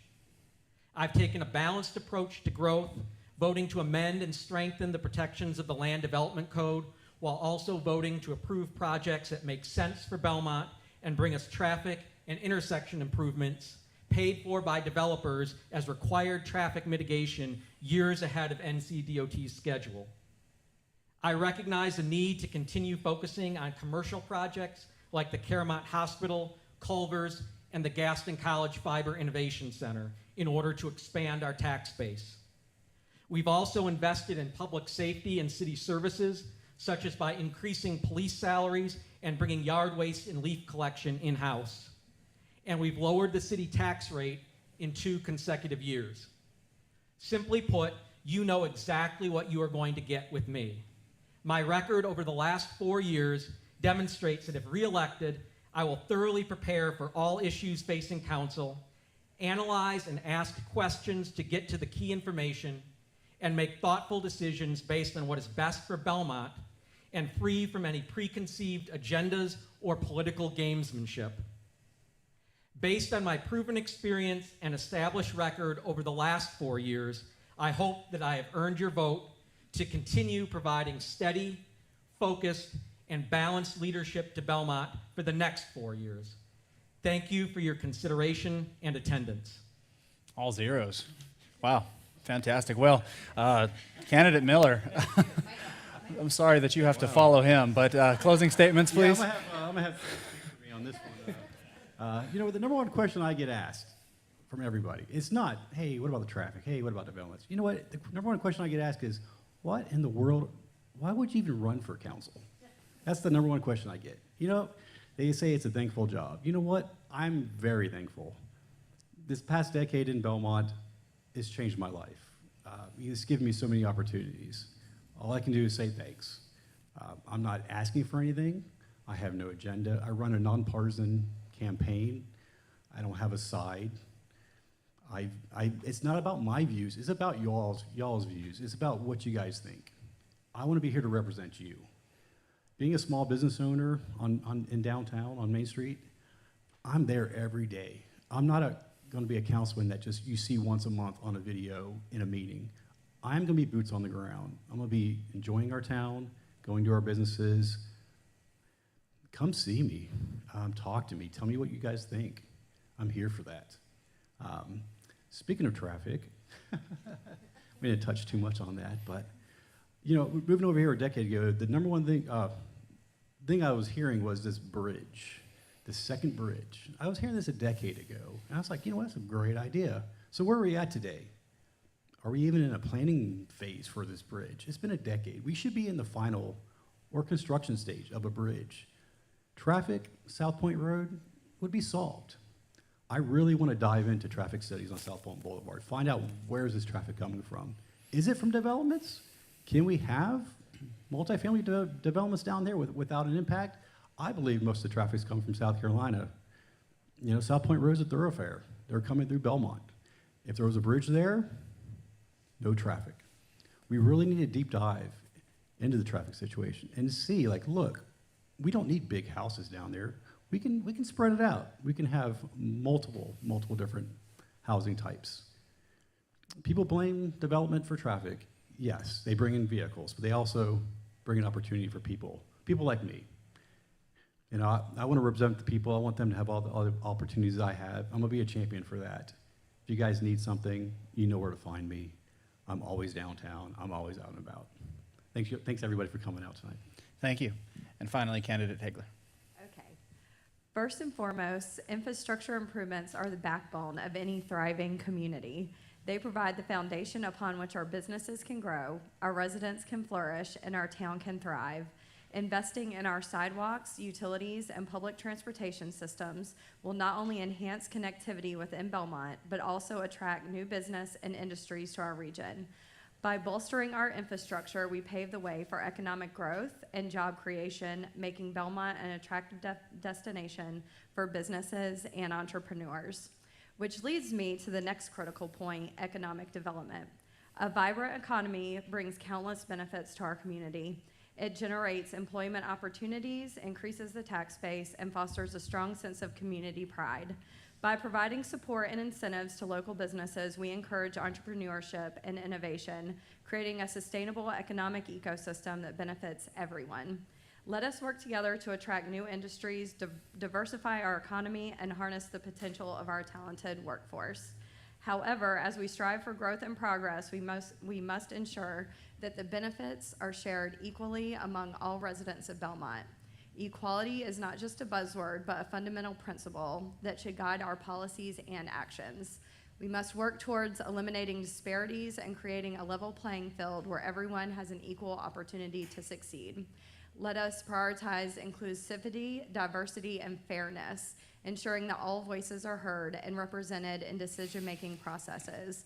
By embracing equality, we can foster a strong sense of unity and build a community that thrives on the strength of its diverse population. Lastly, but certainly not least, attainable housing is an issue that needs our immediate attention. As the cost of living continues to rise, many of our residents, including our valued workforce, struggle to find affordable housing options. It's our collective responsibility to address this challenge and ensure that adequate affordable housing is accessible to all. By working closely with developers, community organizations, and government agencies, we can create policies and initiatives that promote attainable housing solutions, allowing individuals and families to put down roots and contribute to the fabric of our community. Thank you, and thank you to all of our candidates. If the audience will give them a round of applause for being here and for being willing to step up to serve our community. I want to close with this understanding that we live in the most fortunate country in the best state, and I will challenge any small town in America, the absolute best town with the best people. We have our issues. Anything that is growing, anything that is thriving will. And to come from a place, a small town in northern New Mexico that is absolutely not only dying but dead, there's a gas station that keeps that town alive. Our problems are fortunate ones, and I'm so thankful to call this place home like many of you. We all come here from other places, and it's the people and it's the community that has made this our home. home. So although we have our issues, in the grand scheme of things, this is a great place with a great community, with great people, and I believe great leaders come election time either way. So thank you for your time. Thank you again to our sponsors, our host, The Point Church, all of our AV staff that made this possible. Thank you to all of you. Our YouTube folks say thank you as well to the Gaston Business Association, Montcross Area Chamber of Commerce, Barajas Marketing Agency, Mecca Commercial Real Estate, and of course, last but not least, Belmont Chick-fil-A. This was brought to you by these partners and these sponsors. So I ask you to pay it forward to visit a local business. Natasha there in the back is the face of our local Chick-fil-A. If you don't know her, she's probably the best face in all of Chick-fil-A. But I challenge you to go forth and spend some time investing in our community, spending time investing in our local businesses. So thank you again for tonight. Have a good evening. The council people will be outside for you to greet them, and we will be closing our doors at about 8:35. So you don't have to go home, but you can't stay here. You all have a great night.